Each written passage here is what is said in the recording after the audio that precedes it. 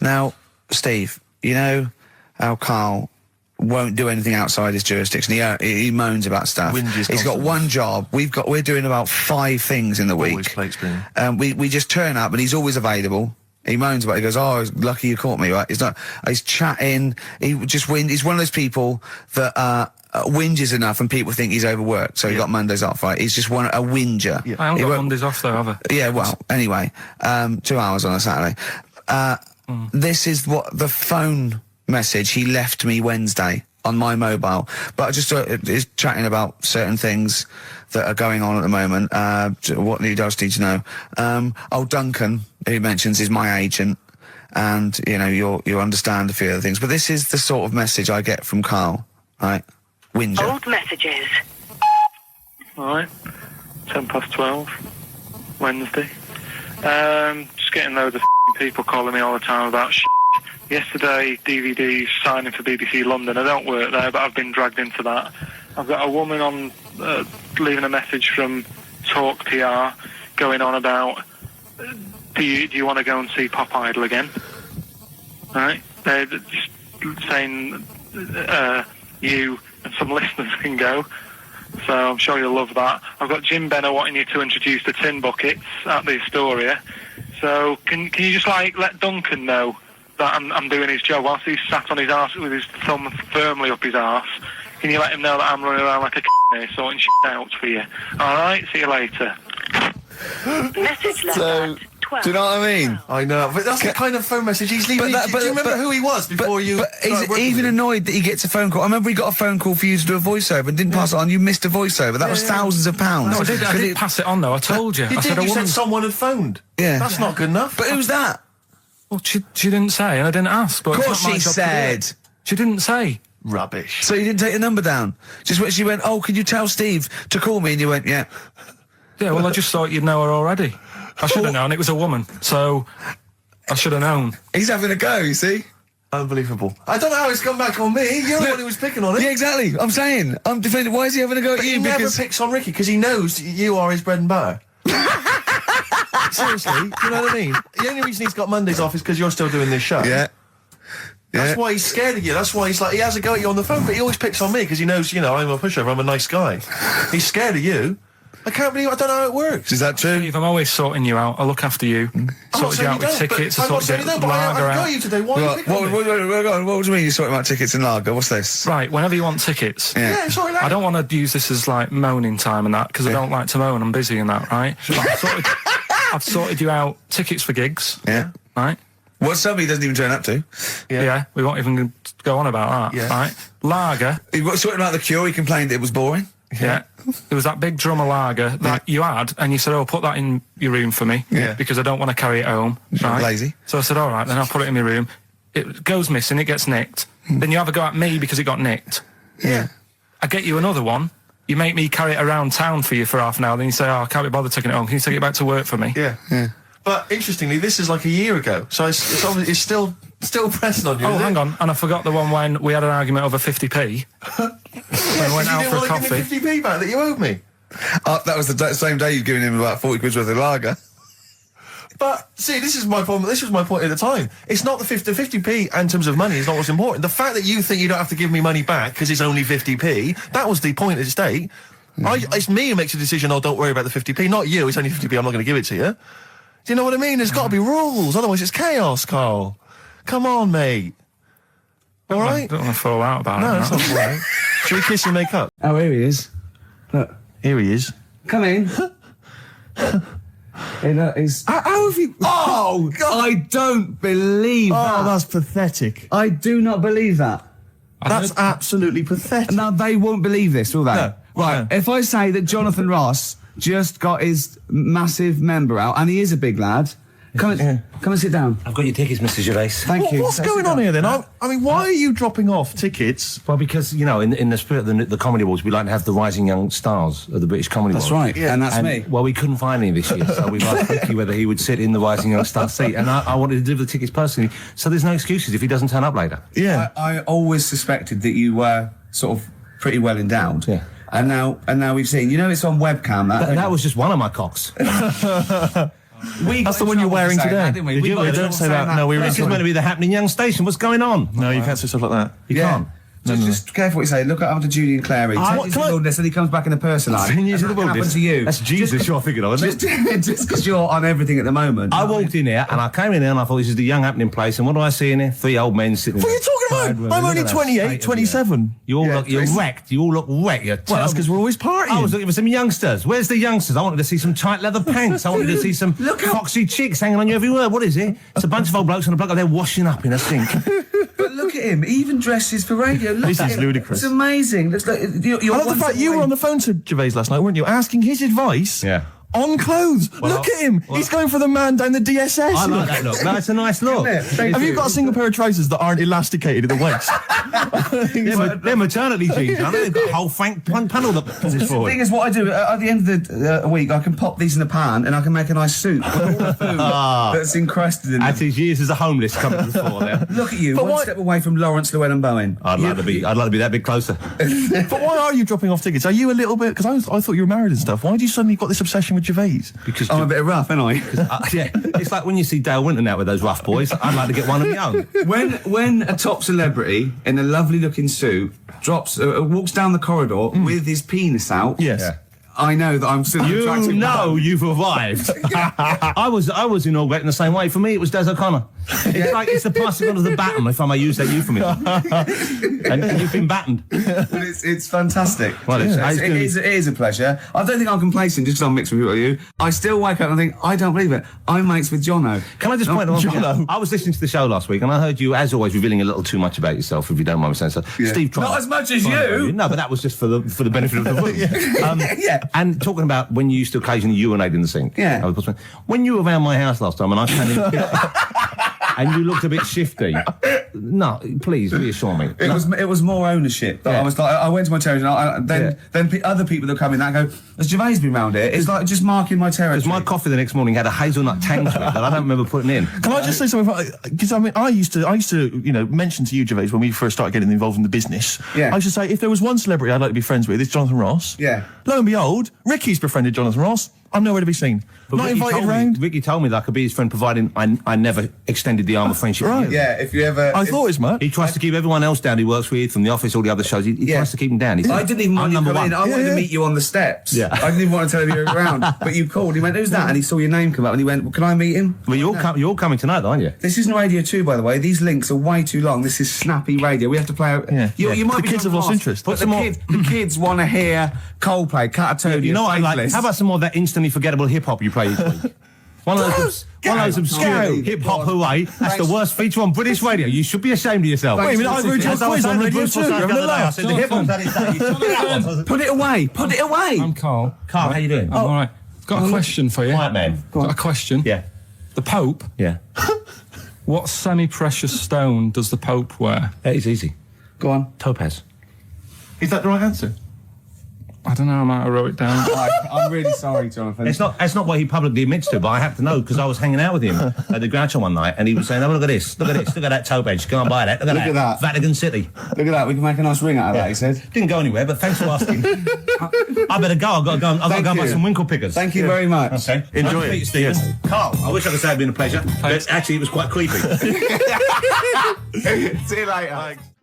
Looking forward to Christmas? Loving it. I'm always a big fan of Christmas, actually. Yeah, no, I'm not a bah humbug type. It's not far now, is it? It's this month now. Is it? Is it? Are we in Is it December? the first? Yeah. Jeez. Yeah. Oh, yeah. Jeez. Jesus. Yeah. Brilliant. I was quite excited because this week I think it was this week in the papers, The Sun, and I think all the other papers actually, had the first of the kind of giveaway TV supplements that comes out I listing love all the them. shows that are on. But what about when they bring them out this early, is you open it and it's like, you think, yeah, I want to see what films are on and stuff, and you go through it and it just, about half of the listings are to be confirmed. To be confirmed. It's an utter waste of time. Yeah. And it's like, who is planning their film and TV watching this early? It's a Yeah. little bit early to be worrying about 3 it. weeks in advance going, but I better not make any... Well, unless it's like an amazing thing on telly. Or you know. Are you coming to a party? We got one Friday 29th. I don't know, I'm going to watch something on the TV. There's a good film. What is it? Not been confirmed yet. but It's I'm to just- be confirmed, Yeah. but I can just, It'll say be this, I dynamite. won't be at the party. Yeah. Yeah. It's strange. But I remember when I was little, my sister used to work in W.H. Smith's, and She'd come home like every Thursday. She'd been paid. Big bag of sweets for me. And, the TV Times. The TV Times, of course, because you're working class. Sort of. TV Times. The radio Times for a classier, middle class gentleman like myself. But the bumper edition at Christmas, there's like 2 weeks of telly. She'd sit down, like that Thursday night, sit down with my sweets, and we'd tick off all the things we were going to watch over the next 2 weeks. Didn't happen, did it? Because I was squeaking around, hyperactive, making people play with my toys, stuff, and not watching telly, really. I bet but if you watched any telly, it'd have been really rubbish stuff. The whole family was like, I imagine probably Dennis Norden's Laughter File, Volume 12, or whatever it is. I don't think even Dennis Norton was going there. Whereas you see, we in our house, of course, we'd just switch off the TV and we'd perhaps just listen, to the concerto on Radio 3. Yeah, we weren't allowed to turn the telly off. The Christmas ads have come on, I noticed. They're on now. And I noticed, I was watching telly last night, and do you think that the advertising executive for Cadbury's Roses chocolates just comes in once a year and they go, what you got this year? And he goes, what about some workmen and some old ladies singing thank you very much, thank you very, very much, just shot in the street somewhere? Yeah, that'd be fine. It worked last year. Yeah, brilliant. I've been going like since I can remember. I've never seen another advert for Cadbury's Roses except that. Exactly. Well, there's certain things that conjure up Christmas, like you got your turkey and all that, and you got your roses. Yeah. Woolworths. Yeah. You got Woolworths. Yeah. Oh dear. Pizza. Pizza. Woolworths. Drink driving. Oh dear! God, sorry, I forgot what I went in for. What were we doing? We were doing something. Be careful. There's a lot of money involved here, Steve. Oh, you can't say. Don't stitch me up. XFM's Claire Sturgis. Yeah. She stayed off it for just a day. She's not. No. She's clean for a day. You're on methadone or what? You on? No, I'm clean now. You can actually clean. Yeah, Well done. absolutely. Yeah. Well done. Well done. Congratulations. That's Clean for Christmas. Oh, that's beautiful. You're still thieving, though, aren't you? Still thieving. Just Can't lose the thieving. But at least the money now goes on like 40 Benson as opposed to a little £5 starter pack. It's lovely. Yeah. Of No, it's sweet. Right, okay. It's nice to see a little miracle for Christmas, Rick. It's beautiful. It's lovely, yeah. Yeah, I'm already in the Christmas mood. Are you in the Christmas mood? The thing is, what she's still got left over from it, and these are the scars and the reminders of your smackhead thieving days. Are those little homemade tattoos on her face? Exactly. That she did with a pin. Yeah, she looks like Seal. And some quink. Exactly. Yeah. Oh, but no, Merry Christmas to you, Claire. Yeah. Merry Christmas. Thank you, Merry It's Christmas. great. You're still living in the projects. Yeah. It is one of those little She's still miracles. keeping it real. She's It's like wonderful. little tiny Tim. I tell you what, she's a bit like Jesus Christ. In a way, yeah. In a That's way. blasphemous. Please play a record player. Anyway, it's Christmas. Let's not disrespect Let's each other. not- Let's no. be cheery. Yeah. Can I tell Sturgis what you got your family for Christmas last year? I just remembered when I was outside. Please. It was a joy because Gervais is a generous man. And he's a thoughtful man, and he's got a lot of brothers and sisters and a lot of nephews and nieces and stuff. Well, I've got about 20 people to get You've got presents for. exactly. So it's a tricky business. That's why I think you got him £200 worth of lottery scratch cards. I had about a minute. I was getting a lift down to Reading, and it was my mate Jimmy, and I went, hold on, I just got to get the presents, and I ran into the 7-Eleven opposite me and got the scratch cards. That's amazing. It's such a working class Jippo gift, isn't it? But did any of them work? Anyone win anything? Yeah. I mean, some people were down. That was a present. Hard luck. That's the risk you take when you accept this present. Some people were up £70. So they had a great Christmas. Let's bear in mind that there's like some children who are like 7 or 8, scratching off scratch cards. They got to be 18 to claim them. And just the rest of your family sort of, I can imagine, just wrestling them off. You can't claim it anyway. It's not off. No, have I won? No. No, you haven't. No. I've got 3 dumbbells. It's 3 the same. You don't get anything for that. Not in this game. Unlucky. Are you going to do that again this year? Maybe, yeah. Christmas. We were talking about Christmas. Yeah. Gifts. What's wrong now? I didn't know what that meant. What? Were you having a go at me because I went on Jonathan Ross show? No. I thought you'd said something. You'd said my name by mistake. You'd said someone else's name when you were talking to me. Oh, right. But I didn't hear that. So when I heard you just go, Okay. Steve, I thought you were correcting a mistake you hadn't made. No. Exactly. No. Okay. All You right. see? Blunder. What did you call me? Fatty. Good. Right. We're talking about Christmas, Yes. Well, it is because it's just the Christmas, fact that it's the right time of year to talk about it, to be honest. It's topical. So let's carry on. Go on, shoot. Well, I just wondered if your Christmas gift buying had always been as thoughtful as it is. in recent years. Oh, well, no, that was actually, even though it was thought pretty lazy and thoughtless, it was quite generous in the sense of financially. But I remember, God. Now, even though I sort of come from a working class family, my dad was, a labourer, and my mum was like a housewife, but I was spoiled at Christmas. I didn't have like pocket money or gifts and that, but she'd get out of a catalogue and pay for it the rest of the year. So I did have great presents. Yeah. And because I had older brothers and sisters, they were earning, so I had good presents. And it was okay for me to, give them nothing or do a card or something rubbish. But then I remember one year when I just suddenly realised I was too old to be doing this. It was like, in Jaws when it pulls focus. Yeah, and you go, oh my God. And I just realised that's the worst present you've ever, I think it was about 12 or 13. And I remember it now. My sister had got me a Cat Stevens album. Great. I think a birdhouse, and like a quiz book or something. Yeah.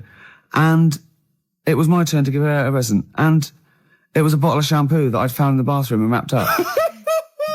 It's a big jumbo, one of those Tesco's, Had it not already been used? No, I don't think so. Mum had bought it, You just topped it up with water, wrapped it up. I just gave it to her and she went, oh, thanks. I thought, oh, outrageous. God, that's rubbish. That's really It's bad. rubbish, isn't it? That's really bad. I know, yeah. I remember one year, I really wanted a Scale Electric. So I was going, what Scale Electric? And my mum was going, no, you'll just get bored of it. I know what you're like. You'll get bored of it and we'll have spent all that money and you'll be bored. I was going, no, I won't. I love it. I'll play with it forever. And, and she was going, no, you won't. And I was going, I will. I love it. And so she bought me Scale Electrics and I unwrapped it. And I was using it. I was bored instantly. Yeah. But I didn't tell her. I pretended I loved it. And she, I'd always be playing it monotonously, hating it. I know. But I'm loving this, Mum. It's absolutely brilliant. You were wrong. You were so wrong. I'm loving it. I know. Things with Sky Electrics, I think it was great at the time, but I think it was an XFM party actually years ago when they got Sky Electrics, and like loads of us think, oh yeah, I used to love it. Rubbish. Yeah, really. It's tiny. Yeah. It's about 2 foot long. Yeah. You go, put it back on, Yeah. Dave. Yeah. There Exactly. you go. Oh, can you put it back on? Exactly. But you want it to at least kind of change into a robot. Or kind of come off and just drive around the Of course, these days it's all virtual, Steve. That's true Isn't enough. it? In your mind. Well, we all take a pill, don't we, Rick? And then we're in some kind of fantasy world. I am Ayrton Senna for a little while. What about those bloody computer games? No one's reading a book God. anymore, are Mummy, they? What's a tree? Download. Well, I'll tell you True what. I'm going to play a song now. I think I've dissed U2 for about 15 years, but I got them wrong, and I'm going to play a lovely track off the latest album. It's the last track on the album, Ground Beneath Her Feet. It's from All You Can't Leave Behind. Beautiful And I think it's one of their greatest works. Steve Taylor, the man with the knowledge. Come in. Hey, All Merry right. Christmas to It's you. like Steve Wright and his posse. All right, Merry Christmas. Hi. Hi. Hi. Are you So a great... tell us, are you a great ladies man? Were you a great ladies man before you were married? Not something I talk about. I'm married now. Because he's sort of like got a little shaved head and he's got a beard and it's exactly the same colour, sort of ginger hair. He looks like a tennis ball. It's just hair, exactly the same length, all over his face and no head. reason for me to come in, was that abuse was happening without me here. Yeah, I know. Now I've come in, you just continue. But say hello, so it's with your blessing him. I think we're nice. Say Merry Christmas. Hi, Merry Christmas, all listeners. See, you're on at 5 o'clock, aren't you? Yeah. Right, I'm going to make a note of that. When a I note of bought that, those 2 albums, I'm going to listen to Steve Taylor, the man with the knowledge, on at 5 o'clock on XFM. Isn't it incredible? Because he's been in since 11 o'clock this morning, just compiling information for every record he'll be playing. Yeah. The show's only 20 minutes long. But you know, with him, it's because he's got to offload it. Yeah. He's got to talk about it all the time because it's only, he's got a huge brain. It's it's going Throbbing, yeah. all What are information. you playing next, Claire? You bored? Sorry, were we boring you two? Oh, was this that list? Isn't that cute? Yeah. So can you tell us about Star Sailor? What do you know about some interesting facts about Star Come on, Sailor? into the microphone, into the micropole that goes down the loudy box and out to the radiograph in the homes all around England. They're rubbish. Thank you. Steve Taylor, controversial view. Still, he has bred people. Stereophonics and the theme tune to BBC Two's The Office, handbags and glad rags. Absolutely. So I think we should be playing Christmas songs as well, though. Because American Christmas if War I is like over. A great. Is it really? What? The theme tune to The Office? I think you meant is war really over? It is. Thanks, John. Yeah. It is. Yeah. Yeah, it is. Yeah. That's there. To be fair, Rod Stewart did it first. Yeah, and we don't use the Stereophonics version. Oh, No, right. or the Rod Stewart version. Thank you. Too expensive. Exactly. Costs a fortune. Like to re-record it. Yep. Or little known facts. Yeah. You should save that for the DVD. Or Steve Taylor would have blown it anyway, Yeah, exactly. wouldn't he? To come on with the knowledge and told Yeah. him everything. I was thinking Fairy actually, Town, New York. beautiful song. No, Can we find It'd be that? nice to try and dig it. I'm sure everyone's playing it at the moment. Yeah, let's On the do it. loop. Yeah. Let's But not I mean, we play it. should. It's good. No, it's Let's play Simply Having a Wonderful Christmas Time by Paul Can we McCartney. play Driving Home for Christmas, Chris Rea? Oh, he is. There's a lyric in that goes, I look at, he's in the car driving on Christmas, and he looks over the other bloke in the other car, he goes, he's just the same as me. Yeah, I was thinking that. He's just the same as me. Driving Home for Is he Christmas. saying he's copied him? He's like, well, oi, What are you wearing? That's the same as me, that is. What do you get your missus? The same, is it? Are you? Who are you a stalker? I'm Chris Rea. Hello. Yeah. Going back to Newcastle. Exactly. Oh, they talk, innit? Is that where he's from? Yeah. Is it Middlesbrough or Newcastle or... Great, I'm loving this, Steve. Yeah, no, it's Nearly great. Christmas. I had a couple of chocolates there, didn't I? Oh, the yeah. purple ones in roses. Very much like the Quality Street one, the hazelnut and the toffee. Yeah. But get me in the mood. Now, I know if you're a fan like me, you love the roast dinner. Oh. We love the roast dinner. But the Uber roast dinner is the Christmas dinner. Oh, I'm looking forward to it. No, I'm thinking about it now. I can't believe how many different sort of meats you're going to have in your house. Well, we always have the turkey, obviously. Traditional. Plus, we always have a little bit of pork, a little bit of lamb. Oh, God. And don't forget the sausage, you know. Well, I love the fact that someone's designed the turkey Christmas dinner, and then they thought, wait a minute, I also want a little sausage, and let's wrap it in bacon. Why not? Let's just some have stuff in it Can as we well. have some? Can we have all the meats that are available? Someone said, please? hold on. There's sausage meat in the stuffing. Now, well, sue me. Yeah, exactly. Sue me if I want a bit of extra sausage. You know what I mean? Oh. It's the work of art, and it takes It's genius. hours. Rick, can I ask you, what kind of Go on. veg you going with this year? Veg, well, I just love the roast potato. I mean, people have tried to sneak in the Brussels Because you sprout. don't eat vegetables or anything I try green, do not you? to eat. Parsnips. I love parsnips, but when they're crisp and crunchy, like a trendy crisp Yes. in a wine bar. I love it when yeah. I love that. We'll be having carrots. We'll be having leeks. We'll be having Brussels, obviously. Yeah. Brussels. Yeah. And my mum will always throw in a little bit of something crazy. Maybe there'll be a little bit of red cabbage, something wild, something exotic, or something Vim, continental. or a used condom. To be quite honest, I think she's mental. Your mother. She's got to stop that. But who knows? Any kind of treats. And I love the fact about the Christmas dinner is that people are taking weeks, years planning it. I know. They take, yeah. they're months going to dig up defrost. Did it? Have you told? Can you talk about your grandparents? Well, my grandparents, of course. The thing about my grandparents, I have mentioned this before. Yeah. I don't. I Think love I this. think they've got about 3 teeth between them. It's unbelievable. My grandfather. They're all their own now. He was in the RAF in the war, right? And for some reason, he had problems with his teeth, and they pulled them all out, and they really? replaced them with a false set of false teeth. But during the wartime, I don't know whether this was just like what it was like during the war or just the 40s, but he had a kind of wooden plate put in with like some kind of fake teeth attached. Oh no. And he's never had that changed. So he's still got the wooden plate and about 3 teeth still hanging on it. Oh. It's just so he and my grandmother combined, they cannot eat anything that's kind of solid. So they will literally get up for Christmas dinner. They'll get up and they'll put the meat on like it's sort of 6 a.m, go back to bed for the day, get up and eat it about 9 o'clock at night. And the best compliment you can have if you've cooked dinner for my grandparents is, oh, this is lovely. You can suck it away. Yeah. Imagine that. Imagine Why having don't to they suck just it through a straw. liquidize it? Have a nice little They have roast done. smoothie. They have done in the past. Really, and a little apple crumble smoothie to If we follow. take them out to eat, like at a restaurant or something, we've got to phone ahead to make sure there's fish on the menu. Really? Because they can only have fish. But then the bones, you see, that's a problem for them. Well, you can take the bones out of fish, can't you, and sort of mash it up. Yeah, but the eyes are going Steve, as well. could I suggest the fish cake?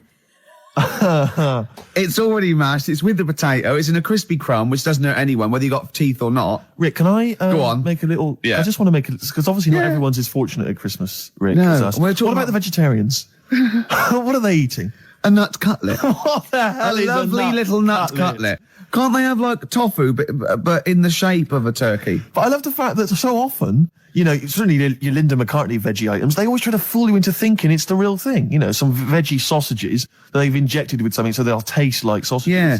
Eat sort of the real thing. I look, you don't really need it that arbitrary shape. If it's, you might as well just have it any shape. What angers me with the you could have any vegetarians, shape, Rick? couldn't you? What angers me with the vegetarians and the vegans, even worse, is that, look, we're breeding all these animals to be eaten. Yeah. They're going to get slaughtered anyway. Chow down. Come Yeah, on. yeah. Those chickens in those little kind of pens, 4 of them in a little square box. Yeah. They're sort of crapping eggs out every couple of minutes. Yeah. They're to be eaten. You're not a zoologist, are you? I am not officially. Yeah. No, but I know what I'm talking about. Rick. Yeah, you do. I've seen brochures. Yeah. I've walked past a farm while on holiday. Excuse me, farmer, could your finest hens crap me some eggs for my tea? No worries. Chicken, crap a little egg for me. Oh, Brilliant. An old Christmas classic. Oh. No, spare a thought for the vegetarians, and we're still the vegans. Yeah, and what about Travis? What do you think they'll be doing this Christmas? I've no whale of a time. I'll tell you what, Steve, it was an excuse to play the record. Genius. It was a link. It's the Christmas edition of the Ricky Gervais Show with Steve Merchant. Hi. I'm loving it. Yeah, it's good. I'm in the Christmas spirit, actually, I have to say. Yeah, I do definitely. enjoy it. I do enjoy it. Will you be looking forward to, I know everyone talks about it, Rick, but Christmas telly? I love Christmas telly. Christmas Day telly's got. I get up and Noel's giving out some presents around hospitals and that, and then you might have number ones of the year from Top of the Pop. Then you might have a little, I don't know, I don't watch the Queen's speech, but, you know, you have a little sleep then, don't you? Yeah, Maybe exactly. after a big roast dinner with too many sausages. Yeah. I'm only joking, Mum, let's have some more. It's true enough. More Yeah. chocolate, please. Yeah. Well, let's not, you know, there's people Crazy. starving in the There world, are so let's people not rub starving it in the in. world. Hopefully they're not listening to the radio. No, probably not. It's been a great show. It has. It's Even almost though I over. say so myself. Yeah, You know, I've I've enjoyed it. Looking back over the year, Rick, can looking I forward just- to Christmas. Go on. Can I just throw a big thanks out to all the people that have emailed us and phoned in and written to us over And the sent last us 6 things. months? I think it's about 4 people who keep doing it. Yeah. Recycling the same Under old junk. different names, though. Exactly, but we don't tend to read stuff out, but it is appreciated. It is, and it's often gets into the show, whether you know it or not. Exactly, in some way we steal your jokes and pass them off as our own. Nice email from someone there saying there is a tofurkey. A tofurkey, yeah, so a tofu turkey. Yeah. You can buy it in the whole trimmings. See, I made that up. I could have written that down and, well, it had already been done. Yeah. So I said we can't paint in the tofurkey. Sure. So I've embarrassed myself again. Sturgis, are you going to be driving home for Christmas? No, Driving I'm going to home be for here. Christmas. I'm going to be here. God, she's working. He's just the same as me. She's working on Christmas, Sturgis. Oh yeah, I'm here. Yeah. Someone emailed me the other week saying, "Will I be voice tracked over What does that Christmas?" Well, I'm not quite sure. It's a radio term apparently, Right, but no, I will be live. Wow. On Christmas Day. Oh yes, Christmas Day. So you evening. can't drink and stuff. Well, Not as much as like you would have liked. I mean, you're I'll have a always drunk tipple. on air, obviously. yeah, but it's getting to that point. I didn't know she drank till I saw her sober one day, one Yeah. Sunday morning when she came in to do an early show, and she was talking differently. Yeah. She went, the pub's not open yet. Exactly. And I realised. It's terrible, isn't it? Well, what should we play now, I don't know. Rusty? I've kind of felt like we've sort of exhausted ourselves. Really, we've run out of stuff to say. Have we? We've made all our observations about Christmas. Yeah. We've taken a sideways glance At the sausage. Yeah, exactly. Oh, another Right, funny look word. at this year's Stuffing. Remember we talked about stuff? Do you remember I think it was 4 links ago. Yeah, sure. No, listen. We're going to call it sausage loving.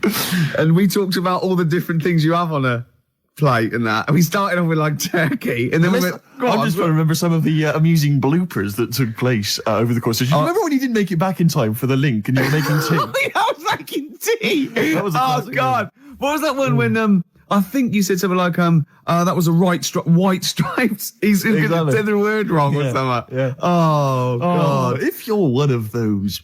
Oh, this is great. I'll tell you what. I'd like to play a record because I'd like to talk about this link later. Yeah. Should we play a record? Yeah, Right, nuisance is a bit of a nuisance. Yeah. Apparently, the old fella who used to hang people. Yeah. He used to be able to tell somebody's weight just by looking at them. Right? That's a bit of a bonus fact. We'll be the judge of that. The thing that I wanted to tell you is money for old rope. Do you know what I'm saying? I can't even be bothered. Yes, you're going to tell me now. Come on, Carl. I mean it. Basically, money for old rope came from the right. What was all that about? You can tell someone's weight. What was all that bonus for? fact. And blind blessed shitting himself. What are you? What? Look, don't you? No, tell me that now. You nearly made me swear. Then, I'm getting really annoyed. I'm getting really annoyed now. Tell me this back, Carl, or I'm going to go mental. Come on, Carl. Time's running out. More that people years ago, when people used to be hung, right? Right. If you didn't like the person who's been hung, you'd go, God, I really don't like him, and so you never forget the Because time. even if they're being hung, we take that as read. Yeah. So they never forget afterwards to get the hangman to get the rope and to cut it up into little pieces, and he'd sell them. He'd sell the little pieces of rope to people. And See, Carl, that's the most interesting thing, if it's true, that you've come up with. Right. Okay. And so so they sell the rope. they sell the rope, and it's money for old rope. Money for old rope. Meaning, like, God, it's easy to make money. That all they have to do is cut it up and sell it. I'm cynical. I'm not so convinced. Listen, we're really tight. We haven't even got time for a last track. We've got an ad break and we've got to give out... Okay, do the answers then. This is Right. ridiculous. So, Steve, on. do you want to pick a winner? I've got a winner when you give us the answers. Okay, so the first clue was that army has got some well nice trenches. Yeah. That was DW. Who's that? Dandy Warhols. That's brilliant. That's brilliant. All right. It's good, yeah. The second one, the top of them curtains are wrecked, all Yeah. the material is worn. Yeah. HV, that's Holly Valance. Oh, he got a phone call for a woman saying I haven't heard it, and he was talking to her off air, and she went, What is it? Someone says, them curtains went, all right. He said, you know the thing around the top of the curtain is a pelmet, not a valance. And he went, cut her off. Yeah, but my auntie's always making balances on everything. I'll tell you about that next week, right? I'm looking forward to that. Right. Is this the one that farted for 5 minutes? Yeah, the very same. Yeah. Right? So we'll talk about that. I was in Texas, I tripped up, I landed on my knees in a puddle, WH, wet knee Houston, right? Wet knee Houston. Yeah. So, You're a maniac. So, who's a winner? We've got Pete, Catherine and Laura in Newcastle upon Tyne. They're listening online, I assume, and they're on going Sky to Digital. those great places. And remember, they got loads of stuff. They got the DVD here. They got Linda Green. They got Stone Roses. They got another compilation and Executive Decision. What did you read about Brian Blessed? Is it actually true, or have you lied with someone else? It was an interview with him in it. And what did he say? Oh, come on! What did he say? He said I climbed Everest and I played off it with me belly. Let's talk about it next week. We've really run out now. Oh, you're a fool. Have you got some educating, Ricky, for me? Got some I need some education, Carl. That's I kind of desperately need some education. I want to learn about Chinese kids that are born hairier than average. I want to hear about deaf girls that can hear after their mum hits their head against a wall. These are the things I need to know. I mean, I don't wish to be disrespectful. He doesn't look like a genius. He doesn't look like But then I don't know what a genius looks like. Exactly. So, Steve. you know, I don't want to be an look at Einstein. Yeah. Yeah. His mum thought he was mental as a child. Where'd you get that information from? That was in the Einstein book. Well, it was in the Einstein book, then it's presumably true. Which Einstein book is that? His Theory of Relativity? The big book of Einstein stuff. Oh, yeah. Yeah, the big bumper book of Einstein stuff. It's for a coach trip, and you have to fill in E equals MC1 squared, 2 fish, or 3 hello, and then it's multiple choice, and you fill it. It's great. It's Did his mum think, A, he was a genius, B, mental?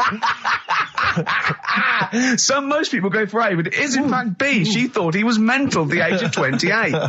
Oh, Carl, you never let me down. You never let me down. So have you got Educating Ricky for me? We've got Educating Ricky coming up. We've got Rockbusters. We've got Rockbusters. Great As seen and talked about in Heat. In Heat magazine. It's got really tough this week now. We're not messing about anymore. Right. Got some good prizes. Absolutely, yeah, we'll talk about those later. Because, I mean, was it last week that you had the classic? Was it, I can't remember, I'm paraphrasing, Carl, apologies. Something like, I'm here in Texas, I've fallen in a puddle, and my knee has got wet. Yeah. Wet knee Houston. Whitney Houston. Yeah. Also, it was last week when there was a little bit of confusion over the one for Holly Valance. Right? Of course. I don't think it was confusion, I think it was your error. Yeah. No, it wasn't. And it was Holy Valance, and you meant Pelmet. Then Becky, who called up that time and said, if you're getting mistaken with Pelmet, right, she sent me an email in a week saying, I've done a bit of research. Yeah. It was my fault. I've made an error. Yeah. It is a Valance. Okay. And I know about Valances. As I told you last week, at the very end, my auntie loves them. Yeah. Right? She makes them. She started off just like putting them on top of the sort of window around the curtain. And then she thought, I can do more with this. Yeah. And she had a little coffee table that had magazines underneath. And she said, I'm sick of seeing them magazines when I'm sat down. She sounds like a Pilkington. So... I'm sick of seeing them magazines when I sit down. So she put a Valance around the table. She just got Valance around everything now. Yeah. Then, next step, she tapes everything. She never actually watches telly. She tapes it all because she gets sick of listening to the adverts and that. Yeah. So she tapes everything. So she's got loads of videotapes and that. And the video used to get on her nerves. When she was watching a film, she'd see the clock changing. Oh. And it distracted her from the film. So she put a Valance around that. That's genius. Yeah. So that is or is it mental? Only Mrs. Einstein can tell. I don't know. She's even made a little Jack Russell look like a hovercraft. Yeah. It's great. So everything's got a Valance. If you go round and you stand still for too long, the chances are she'll put a Valance around your head. Yeah. This is this is Auntie who? Auntie Nora. And this is the one that farted for 5 minutes. Lest our listeners forget. Farted for 5 minutes. Called his mum, saying I'm farting. 2 minutes into the fart. She's about 2.5 minutes in. Yeah. Carl, you're making noises while I'm talking. Yeah, but you do this all the time trying to wind me up. And I'm not saying Manchester's the best place. These songs. And just remembered recently, actually, I was on a train coming back from hometown Bristol, and I was on the train, and this girl walks on, good-looking girl. I thought, hey, a largely empty carriage. I'm thinking, my luck's in, because I take every opportunity, Karl. That's the thing about me, I don't choose. She was a good-looking girl. She sat down. I thought she sat down right near me. I thought, brilliant. As this guy comes up behind her, and says, I think it's probably a boyfriend or something. Sits down next to her. And I listened in on the conversation, obviously, because I'm pretending to read. It was very clever. I read the same page for hours, so I was pretending to listen. I was listening, but pretending to read. And I realised that it's not her boyfriend or anything. It's just some guy she's met on the platform.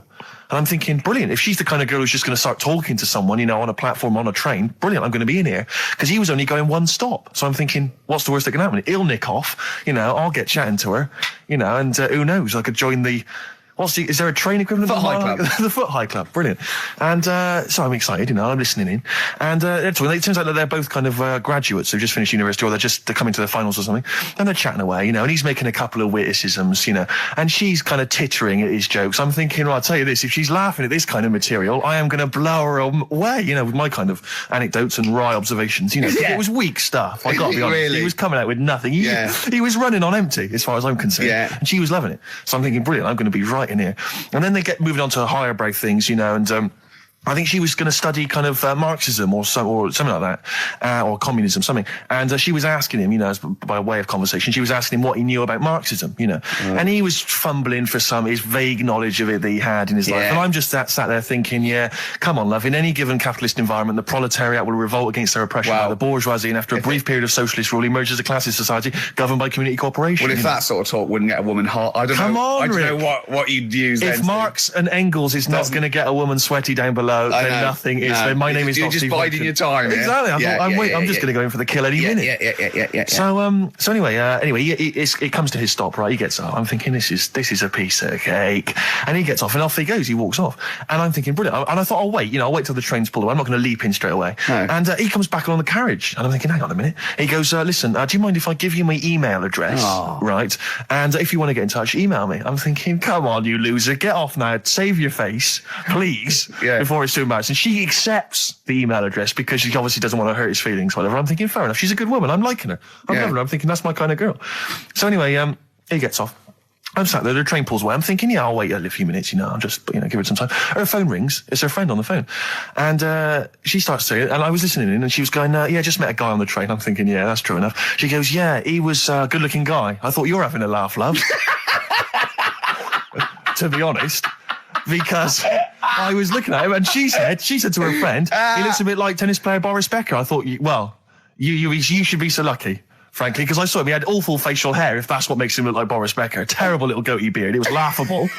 I thought, I don't know. And then she goes to thing, and she's like, I met him, we got chatting and stuff, and she was going, it's not often that you meet someone, generally in life, who's, kind of thoughtful and intelligent and funny. I thought to myself, I'm not even going to waste my time with you, love.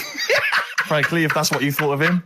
You just walked away. And I'll be honest with you, I didn't even bother talking to her. No, you were just didn't even above waste it. my time with her. If she thinks that bloke is not only great looking, but funny and intelligent, and she got on well, and he was polite, and it was a chance meeting, and he thought, and she thought that you were like a freaky looking dork who didn't even have the nerve to speak. That is what if that's what she thinks, then I don't want to know her. I couldn't. You walk. No. No, Come on. seriously, because Okay. R.E.M. Well, after R.E.M. night swimming, being at it all night, and why it annoys Karl.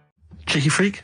Controversial cheeky freak of the week, where Karl finds a human being with some sort of congenital or imposed deformity, or So and we talk about that in a wry way. Do you think that's big and clever? No, but that's just it. It's never about taking the mickey out of someone, right? It's to make you think. I'll tell you what isn't big and clever. How lucky you are. A dwarf with learning difficulties. Nice. Yeah. Well, we'll explain it to you. See, the sort of things I find incredible. Go on. Mirrors. Shiny objects. Kettles. Yeah. Oh, God. Well, listen, remember the time when I tell you about the baby that had a baby? The baby that had a baby. The baby that had a baby. Yeah. It's happened again. No, it hasn't. Well, it didn't happen the first time. It was in the papers, I think, on Monday, in all the tabloids. So it's a twin where one has grown and the other one is still at a fetal level. No, it wasn't though. It had grown.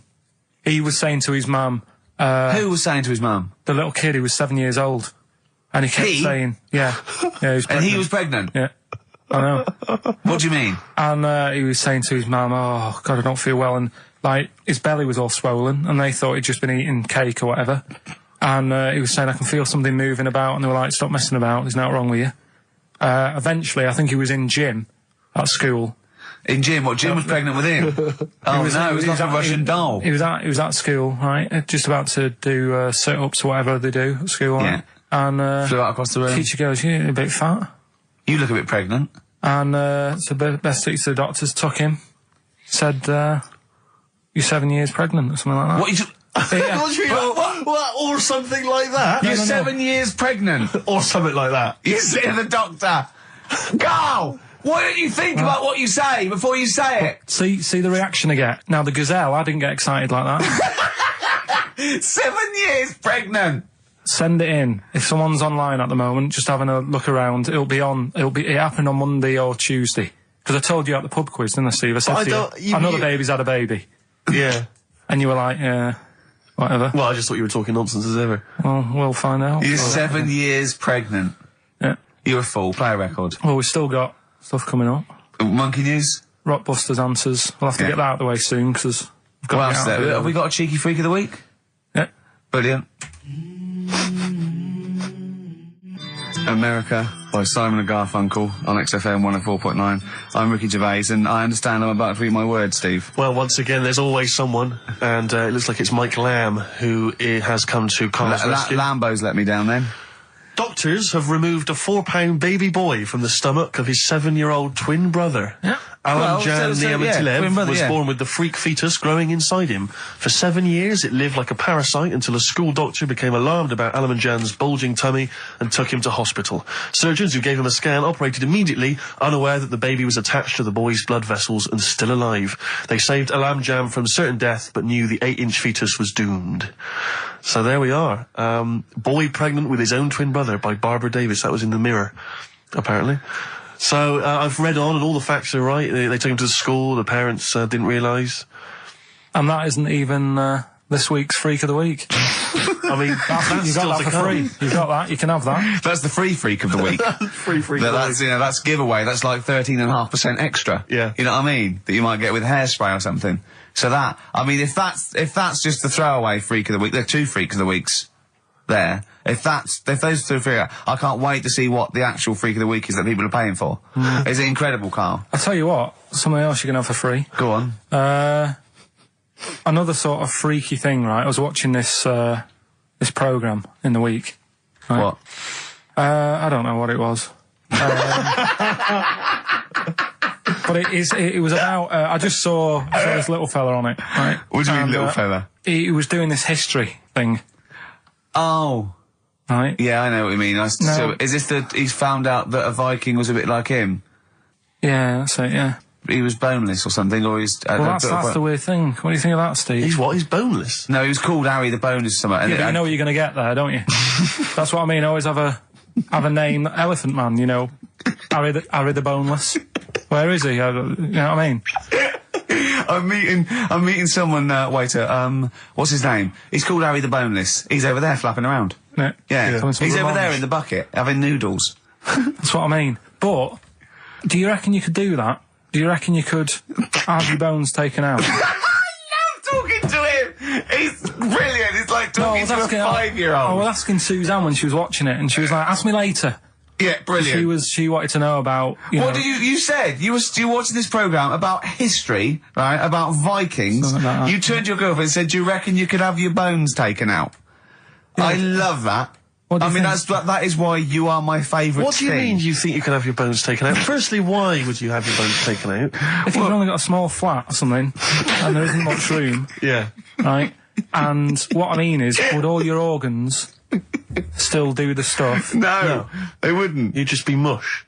Listen, I'll teach you something now, right? The skeleton, right?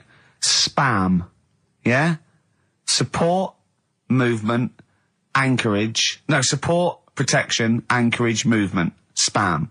That's what the bones do. Yeah? You couldn't stand up. You wouldn't be protected because they protect his rib cage, skull, of course, anchorage, everything holds onto it. Every muscle is tethered to pull against something, like a crane, a pulley system, so you wouldn't be able to move at all. Do you know what I mean? So you'd be in a bucket. There'd be nothing, well, you'd die immediately, obviously. No, you can't have your bones taken out, Carl. I mean, why do you need to ask that question? Sorry, but Boneless Bob, or whatever his name was. Harry the Boneless.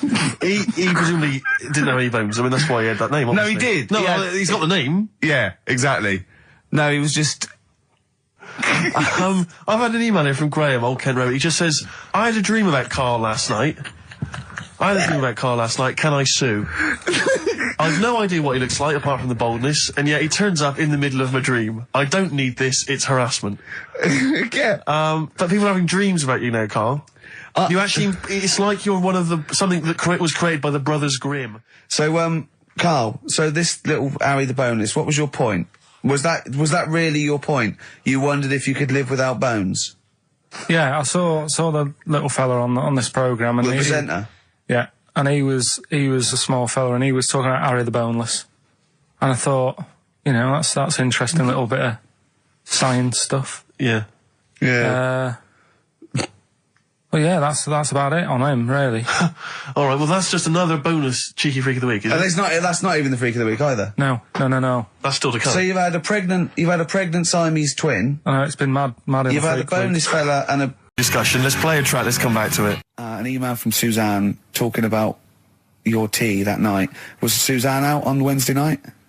Was the an England game or something? Yeah. So you were alone. You were home alone, were you, Wednesday night? Yeah. Did you enjoy your meal? Was it a quiche? Go on. Right. From Suzanne to Karl. Take the quiche and put it on the baking tray. Cook for 30 minutes on 190. Take lettuce and put on plate. Take 3 tomatoes, wash and chop into quarters. Place on lettuce. Take an avocado, chop in half. Remove the stone. Peel skin and slice. Place on salad. Put salt and pepper on and a dribble of olive and balsamic vinegar dressing. Right? In brackets, small bottle behind the cafetiere. Right, in case he's reaching for bleach. Yeah. That's it. Should have put everything else away. Right? Then sprinkle a smidge of parmesan on top. Remove quiche from oven, cut into quarters and put on plate. Eat. Oh, wow.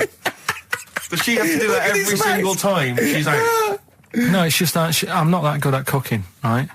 And to be honest, that was a lot of hard work. I didn't bother warming it up. And I did without the avocado. Why? Too much messing about. He didn't even do that with instructions. It was too much. But yeah, I'm not that good at cooking. And Did you That's not cooking though, is it, Karl? That's heating up a slicing. quiche. That's cooking it is making the quiche. Yeah, but I'm just. Could you have figured that out if she hadn't left that note for you? Why did she have to tell you what the olive oil and balsamic vinegar was? Because I've put sort of cooking oil on my food once, and I said, oh, it's a bit. It's ever since, right? Years ago. I'm gonna die. Years ago, leaving Mr. Magoo at home. It was ever since I put sausages in the toaster that. What do you mean? I nearly set the flat on fire. Because do you know, like when you're grilling food in a pan and all that? Yeah. Sort of sausages spit and it goes everywhere, doesn't it? And it makes everywhere greasy. In the toaster. So I thought, well, just want to warm them up. Yeah. Bung them in the toaster. Yeah. What happened? And she sort of caught. They got stuck and they sort of caught on fire. I imagine. She came in just as I was sort of plunging it, and Marty came in from work. She said, "What are you doing? I said, I'm in sausages." Well, the oven isn't on. I know they're in here. What? You turn it off? Panicking and that. But I've never been into it. I've never been into cooking and that. At school and stuff, I didn't bother doing it.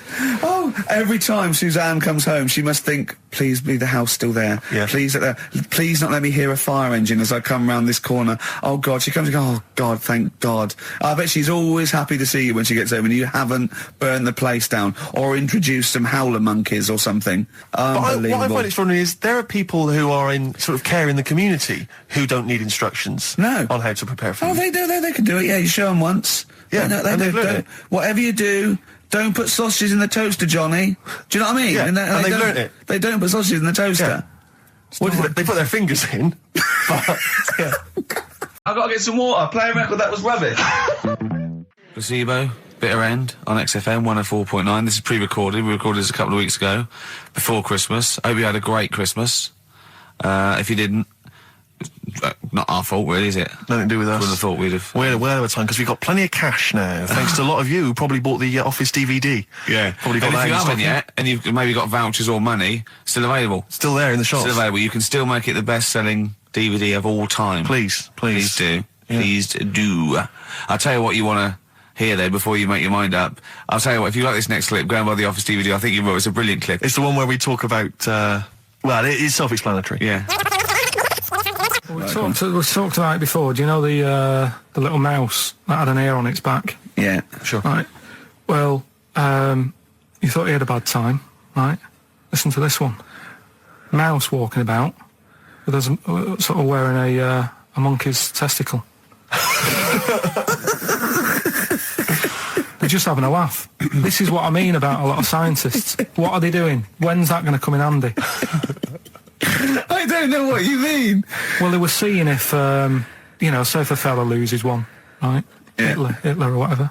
And they go, well, don't worry about it. We can sort you out. I don't know what the monkey's going to do. I don't know if they keep passing them on or whatever. But the actual monkey testicle was put on the mouse. And it worked. It worked for the mouse. But isn't it... I mean, isn't a monkey's testicle quite large in relation to a mouse? Would it not look like the mouse was on a space hopper or something? Oh, yeah, it didn't look good. Well, they didn't put it where its testicles would be. No, they did. They put it... Well, how could it walk, then? The ear was on his back, so he could just get about. Well, I don't know. But Well, you don't know, do you? You just guessed. Did they grow the monkey's testicles where the mouse Well, it testicles looked would... stupid anywhere else, though, wouldn't it? Oh, whereas a mouse with monkey testicles, that's fine. You'd be showing off. You'd be all right. I'd prefer that than the ear. When that mouse gets put back in with the other mice, do the other mice go, George, you look different. Have you had anything done? But the weird thing is, as well, apparently it still works as a monkey. What? So, what like are you talking about? Like the sperm and that was it was still sort of monkey. Of course sperm. it was. What are you talking about? Well, that's weird. But what, Carl? What do you? It's only a thing to give it nutrients. That's all the thing they're testing. It's like grafting at that level. Right. What's your question? Because I'm right. What do you think? It would change eventually. It would have changed into a mouse testicle because it had been hanging round a mouse for so long. No, I thought the actual sperm of it though would be a mouse's. Why? Because it's hanging off a mouse. No, but your sperm is actually created in the testicles. So that's say why this that's operation- why it has to be outside your body. Otherwise, we put them in a nice little cage. But a little bit- I'm guessing then that they've done this operation so that they can do it to humans. Yeah? Why would I want a monkey testicle if my kids are going to be monkeys? What use is it? No, think. That's no. That's going to happen anyway, Karl. Yeah, but think. Think of what you're saying. They've grown a monkey testicle on a mouse to see if it would still function as a monkey's testicle, okay? So they can do that to humans. So think, Karl. What they'd do is they'd grow a human testicle on a mouse and it could still be used as a human testicle. So what? To give you a testicle that you've lost. From a mouse? No, from another person who it was kept alive on a mouse. Because it's kept the nutrients alive, as opposed to keeping it in a deep freeze. Maybe bollocks go off after a week. I don't know. Maybe they get accidents. He had a little a card. Do you donate your testicles? Yeah, I'll tell you what. No one needs testicles yet. Let's keep them on a mouse. You have yours ripped off in some sort of bizarre skiing accident. You go, well, you're in a Battersea Dog Town. You pick the ones you want. They can grow them on anything. They can grow them on a Dachshund. Bulldogs are growing them usually. That's where you see a bulldog. Usually that's waiting for an operator. What don't you understand, Karl? Hang on a minute. I thought this was knob news, not testicle time. I don't understand what... Yeah, testicle time's not for another 10 minutes. Yeah. No, it's all sort of linked and that, though, isn't it? Well, sometimes it's linked to a mouse. But what do you think about, like, I don't know, testing stuff out like that? Is it worth Is it worth it? Could you not just go straight from... But listen, Carl, I'm getting this information from you. No, it's If this was on Question Time and someone said there were, Dimbleby and Paxman or whatever said it, I'd think about it as a moral dilemma. You've just said you saw a mouse with a monkey testicle. What do you think of that? I don't think anything of it. I don't think anything of it is the answer, Carl, because I can't trust the info. I cannot trust anything that comes out of your mouth. Well, it's true, but it's just all this. It's the same thing, and it's the leeches in a blender. It's the fella looking at an electron. Yeah. It's the mouse with an ear on its back. Yeah. I don't know what the point is. But you don't read on. Because I've seen you read something and you're going, look at that. Man survives on eating knee. And I go, what else? You go, I didn't read on. I didn't read on. You look at the mouse with the ear on the back, and you just think, that must be murder at a concert. You don't think. You don't think. No, anything I else. just You don't think, read on. is it worth sort of wasting all You think he swallowed someone's ear? He gnawed it away and swallowed it and it's just in his system? Yeah. No, I just get a bit sad about the mice and I agree. I mean, that is sad, yeah. Of course, anything like that. Chris Campling did a review of the show. Right. And basically said that Karl Pilkington is a creation of Gervais and Merchant. Well, if only that were the case. He said he started off saying he liked the show. Yeah. He was excited. Said it was a good show. A lot of the jokes. I'm already questioning his critical faculties. Yeah, exactly. And basically said that we didn't contribute much, or seemingly didn't seem to contribute much, and we couldn't sort of like ad lib or anything. We just laughed at, particularly me, laughed at Karl Pilkington, who was coming up with some, quite funny stuff. Yeah. Right? But then he does a twist on it. He goes, but the thing is, we're the puppet masters. He's a created person. We've created the persona Karl Pilkington for our own amusement. Right. He bases this on simply that we talked about... What was it we talked about?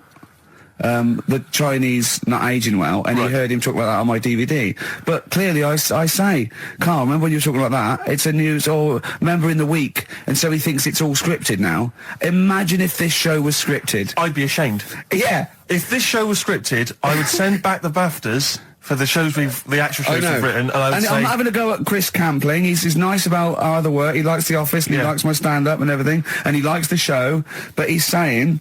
Because we're not spontaneous, we scripted this and invented Karl. So he's like, we've invented another Gareth. If we had created Karl, I would not have squandered a character that good on this poxy radio station. Absolutely. Also, does he know that we spend about 3 months on half an hour script? So how long does 2 hours of drivel? But the main thing is, as if this could be scripted, it's dreadful. It's just shocking. Or maybe this is scripted. Hang on, you've lost me there. Let me just check the script. Maybe Chris Campling does not exist. Maybe I've made him up. I don't know what to believe. See, the name doesn't wash with me. What was his name? Chris Campling. Sounds odd. That's something that I made up, isn't it? Campling's almost like a joke. It's almost like a gay name, isn't it? Oh, he's a Campling. See, I think this is scripted. Yeah. I think I've probably made this whole link up, and Karl is a creation. Campling, that's not a real name. I made it up. I should have come up with something better. Yeah. Sorry. Steve Merchant, Karl Pilkington. Well, look at him yawning. How rude is that? Karl, what's wrong with you, man? Have you been up late? A little bit. Girlfriend was away, wasn't she, yesterday? Yeah, I always have a problem with that. I always have... Because you don't go to bed, do you, early? Do you know what I mean? You sort of think... I just always find that thing that if, you're used to living with someone, one of you will go, let's go to bed, then you'll go, all right. But when you're on your own, you go... You just forget to go to bed. I just stay up. Okay, stop eating now, Karl. You've ate all the food. That's just a plate. All right. Okay. Yeah. No, I stayed up and watched... there was a thing on about Dracula. Right. What, Dracula? And I found a flaw in it. Go on. Not the fact that he's the living dead and and drinks blood to stay alive and he doesn't reflect. And he can in turn into a mirrors. bat. Well, and you can go on. The mirror thing. You can't look in mirrors, can he? Well, he can look in mirrors, but he can't see himself in a mirror. Yeah. That still doesn't work.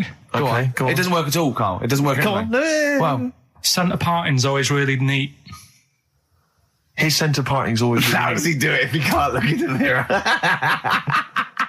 Blood on the floor or something it was called. Rubbish. I love the flaw in the Dracula film is that his centre parting's too neat. How did he do it without a mirror? Oh. Was it a documentary about Dracula? No, there was... the real Dracula. Yeah, the real Dracula. It's just a film. It had blood on the floor or something. It's called... Yeah. It's rubbish. We had a little lunch yesterday. Isn't it time that we do our usual roundup of what's been happening in the news? Yeah, Which we always do every week. Yeah. We always do something, which is, I mean, basically, if you're listening and you're a new listener, say you work at a newspaper, we always try to be informative, just try and put stuff out there that just educates people, informs What are you people. thinking? Well, I said Monkey News is coming up, but what have you got? No, I was just looking on the net there and just found a couple of quite important news stories, probably worth mentioning. Policeman caught photographing. I don't know why it makes me laugh. It's just the phrasing, I suppose. It's the headline. Policeman caught photographing up woman's skirt. No, he wasn't up there taking a picture of Big Ben. He wasn't going, can I just sit up here? I'm just going to take a picture of that seagull over there. No. He was facing the camera up a woman's skirt. He was indeed. Right. A policeman in Japan is facing disciplinary measures after he was caught photographing up a woman's skirt with a hidden camera while on duty. The 42-year-old sergeant, who's not been named, used a digital camera to secretly snap the shots when the woman was reporting a stolen bicycle. So he was actually doing his proper job. He'd obviously thought to himself, I'll bring him a digital camera today. On the off chance a beautiful woman comes in to report a crime or robbery, I'll have it ready, I'll have it positioned, in such a way. But this is interesting. This is how he got caught. Okay? The woman became suspicious after she saw a flash go off. brilliant. I mean, this Not a secret at all. Sorry, did I just see your shoe? Your shoe just seemed to just spring into life there. It was light. There was light. Yeah, I in your think shoe, I've had some. Someone set fire to some magnesium that was on the end of it. It won't happen again. But it's only you and I in here, and your shoe was just suddenly lit. Why are you standing like that? Why is your shoe just sort of like between my feet? There's no reason. This is how I always stand. What did the bike look like? Flash? So, are you taking pictures of my family? No. And no, I'm not. And you should be wearing knickers anyway. Well, how do you know that? What? How did you know I'm not? How did I know what? I'm not wearing any. I didn't know you. I don't know what you've got up there. Well, I don't know what it looks like, and there's no way I could. Of course, it would be roughly that conversation in Japanese. I know, yeah. Steve. Yeah. You know we gave away those CDs. Hey, great giveaways. Just good radio, isn't it? We've got CDs to give away. Tickets and that's good radio. Do you remember who won them? What, last week? Yeah. Well, no. Right. I've got to get them back. What, are these the CDs that we took from the library? Yeah. Anyway? I've got to get them back. 0171 580 2000. If you won those CDs, could you give us a call? Well, why should they bother? They're probably busy listening to them. Do you know what I mean? You can't give something away and then take it back. Yeah, I need big time. I've got to get them back. We've had a bill for the computer as well. That's mine. No, it's not yours. It is mine. It's not yours. I procured that. That is mine now. No, that technically counts as ownership. Listen, Gervais, it's not yours, all right? I've told you this before. I've explained this to you 100 times. What? All right? If you urinate on something, yeah, it is not yours. It does in the cat world. That's what cats do. That is what cats do. They go around their territory. That's theirs. They urinate on it. That computer's mine. If a cat urinates on something, right? Yeah, in its cat philosophy, it owns that. I agree. That's a sort of a sort of territory thing. What's the difference? You're not a cat. No, I know. You're not a cat. That's discrimination. No, you're not a cat. You can't live life by cat rules. Well, I've got loads of stuff like that. My flat's full of stuff that I've got like that. What? Yeah, I've got 2 telephone boxes. Right. I've got a cash point machine. Yeah. Glyn was furious. He was getting out money. Right. In the film. Side of a church. That's yours. Yeah. 2 BMWs. Well, I had 2. I've got 1 now. What happened? The second one, the owner caught me, and he started doing the same. And because I started first, I finished first, so he finished last, so it was technically his again. Is that how it works? Yeah. If I piss on something, then that's mine. Yeah. But if someone else pisses on it, then that's theirs. Yeah. Is that how it works? Could you say urinate? This is XFM 104.9. They are mine now. They're not yours. They are. They're not. They're my shoes. Yeah, and they're mine now. No, they're not. I can't believe. This is why I don't want to do this anymore. Why? I can't believe you. They're my shoes now. That is ownership. That counts. In the cat world... They're my shoes now, and some of the carpet is mine as well. In the cat world? Yeah, wow. You cannot live your life by the rules of the cat world. I can. What does your girlfriend What's this? Oh. Not many people can do that. XFM 4.9 /4. How do these sort of little theories of yours develop? What? They come in my head. Then they're all right. Then I like them and they happen. Right. Then they're mine. Yeah, it's fine. It's fine. Okay. Yeah. What do other people make of the fact they go along with it? What, your girlfriend? Yeah. And all my special friends and the friends that I make. Does she mind that your flat looks like an East End lockup and stinks of urine? No. She don't have a problem with that? Graham, and it was all a con so Karl could get Mondays off. Poor Graham, the station's struggling enough as it is. Yeah. It's like running around like a headless chicken. Yeah. No one's listening. That's why I don't bother talking when the record's on, because there's no loss to London. Sure. Right? It's pointless, this show. We don't do it for the money. We don't do it for the kudos. I don't know why we do it. No. Is there anything on telly at this time? I could have had a lie in. I know. But it's all a ruse to get Mondays. He's got Mondays off now because he has to do the show 2 hours, right? And he's still getting paid, and it's all a con because he knows that he's holding him over a barrel, and it's like, oh, we've got to keep Karl happy. Right? I had Mondays and Tuesdays off before Duncan got involved. You know what I mean, though? And it's like, poor Graham, who's the MD, in charge of the thing, probably pulling his hair out, worrying about the station, right? You know, it's a sinking ship. And then Karl comes along, well, I'll do it, but I want Mondays off. He's probably sitting home now. His family, he's probably ridiculed by his wife. His kids almost certainly would have lost all respect for him. He's been fooled by Karl Pilkington. He calls his mates and goes, oh, I'm busy, Graham. I don't, I just can't think. It's embarrassing. But do you know what I mean? And you think it's funny, and you think you've got one over him. He's going, Monday's off for 2 hours. Yeah, you do. You think it was, and now you're embarrassed because you said it on air. But you're only conning yourself in the long run. Because, do you know what I mean? I hate that sort of, the world owes me a living, what can I get out of the world? What are you going to give back to the world, Karl? What are you doing now then? Are you going to prepare Mondays? What have you prepared for this show now? You've had 3 months to prepare. Yeah. What have you got? What have you got for us? Okay, what's happened in the last 3 months?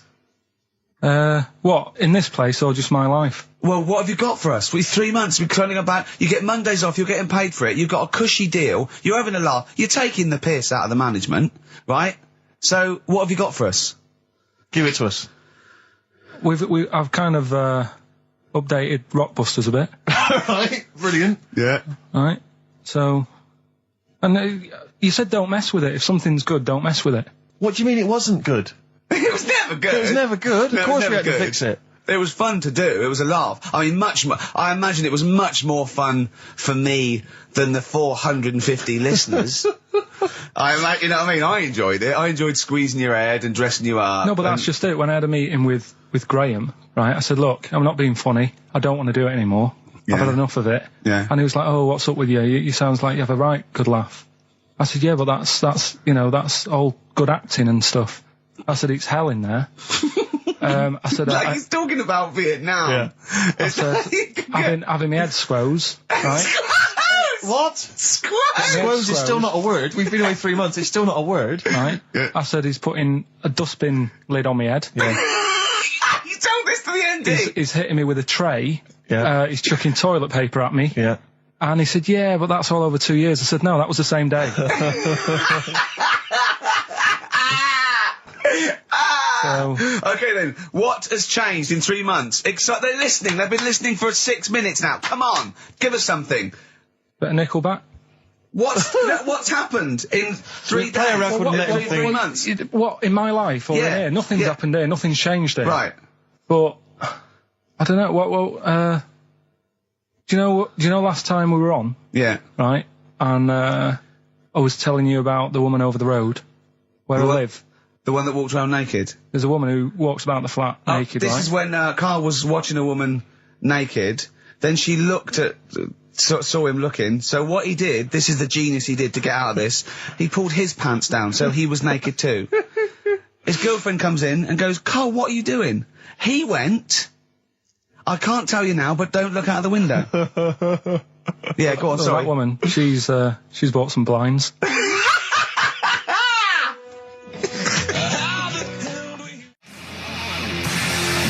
Darkness. I believe in a thing called love on XFM 104.9. I'm Ricky Gervais. You're Steve Merchant. Sure. That's little Karl Pilkington over there. Where is he? There he is. There he is, yeah. All right. Yeah. Hey. Back together again. The old gang. Yeah, it started last week. Yeah, I think triumphant return. I think it went well last week, didn't it, Karl? Good show, wasn't it? You loved it, didn't you, Karl? Brilliant, right? Yeah? Yeah. Now, you weren't speaking to Suzanne last week at this time because you said... She had a haircut, probably quite an expensive haircut. She's a lady in media. She's got to look good. She probably doesn't go to the barber like you or just shave it at home. Probably spent quite a little bit of money on it. She came home. She thought, well, my my Lover. sweetheart, my lover, my sweetheart, you know what I mean? The man in my my beau. life is gonna love this. Well, he adores everything about me. He's going to love my hair. She walked in. Hello, Karl. All right. You look like Dave Hill from Slade. Is what Hugh said to the poor woman. And then talked about it on air. She was furious about that. So what did you do? Carl? She did listen, yeah. She wasn't happy. And she heard you slagging her hair off? Yeah. And she, well, what So this is probably annoying her now. Well, no, it doesn't matter. We can do a lot today because she's at work. So And of course, no one's going to tell her. let's have a chat about a fat arse, shall we? Hold on. Oh, dear. You are in so much trouble. That's. Look, he's realised he is a little bit worried. Oh, didn't you go and buy her a coat or something? Took her out on Sunday and treated her to a new coat and that. Yeah. But I offered, I said as well, I said I'd pay to have it done again. Oh no, Karl, you have. Oh God. Oh my Christ. So she listened to the show. What did she say? You got home, she'd heard you slagging her hair off. Imagine that. He thinks that's a good thing. We've won the pools. Brilliant. What are we doing? Well, you can have facial surgery now, love. It's sort of like, it's just, Christ. You offered to have it done again. Unbelievable. Yeah. But I got home and she's like all being moody with me, right? Yeah. You thought something's wrong, so you must have listened to the show when I was slagging off her hair. Well, his first thought was she's probably looked at herself in the mirror. She agrees with me. Yeah, that barber's been round again. Yeah. And she just said, "Oh, that wasn't very nice of you, was it?" Oh. So I just said, "Hang on a minute." I said, "That's what we do on the show. When I'm slagging off, Chinese people looking old or whatever, I said, you never interfere." Sure. I love the fact. She's got to get her priorities right. I love the fact that she's in the same queue as a billion people you've never met. Yeah.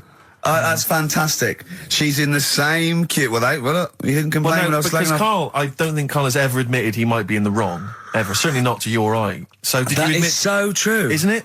That is so true. He's never admitted that he might be in the wrong. So did you, in this instance, agree that maybe you'd overstepped the mark? No, I just said she took it badly. Do you know what I mean? It's only a haircut. Yeah. Yeah. Well, See, you haven't seen it, so you can't start interfering on this one. No, okay. No, I haven't seen it, but I very much doubt she looks like Dave Hill from Slade, who, if I'm, unless I'm mistaken, used to cut his hair with garden shears blindfolded. Well. So, you know what I mean? And did her teeth stick out and she started to speak with a Brummie accent as well? I've got used to it now anyway.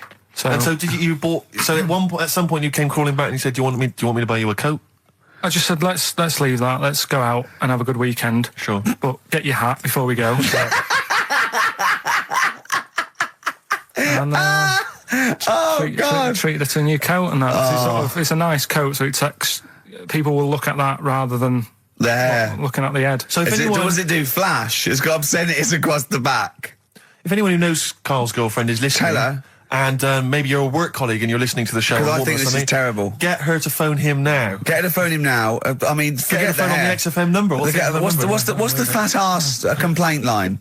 Because you are in deep shite. That's Michael Stipe and his boys from Rapid Eye Movement. Bad day. I hope you're not having a bad day. It's Saturday, it's 1:05. I'm Ricky Gervais, with me Steve Merchant and Karl Pilkington on XFM 104.9. Big up and a big thank you to Alex Zane for the last 3 hours. I could do How long it. could you keep going with That's that? it. That's it? That is it. Because you see, Alex Zane, we came in while he was doing his last link, and he's an absolute pro. He really is. I was watching him, and he was, at home, you probably think that he's giving you his full attention. He's not. He was looking through a listings magazine, probably figuring out what movie or theatre piece he's going to check out, with a lady later. Yeah. Probably going to cruise down there with a couple of, chicks. Yeah. And he really is an absolute pro. Yeah. Looking at you, Ricky, and it's You're- like you can sustain yeah. it for a while. Yeah. You're a talented performer, Yeah. but it's sort of, I don't know what it is. Is it concentration with you? It just ebbs away almost instantly. And you try and do 2 things, 3 things at once, but normally on air, that's you eating, picking fluff out of your belly button. I remember once when we were on the set, we were filming The Office, and I'm trying to put off actors, just coming up ways, instead of remember lines, coming up ways to sort of ruin the shot or make them laugh. And you came out and went, Rick, it's like having your own TV show isn't interesting enough for you. Yeah.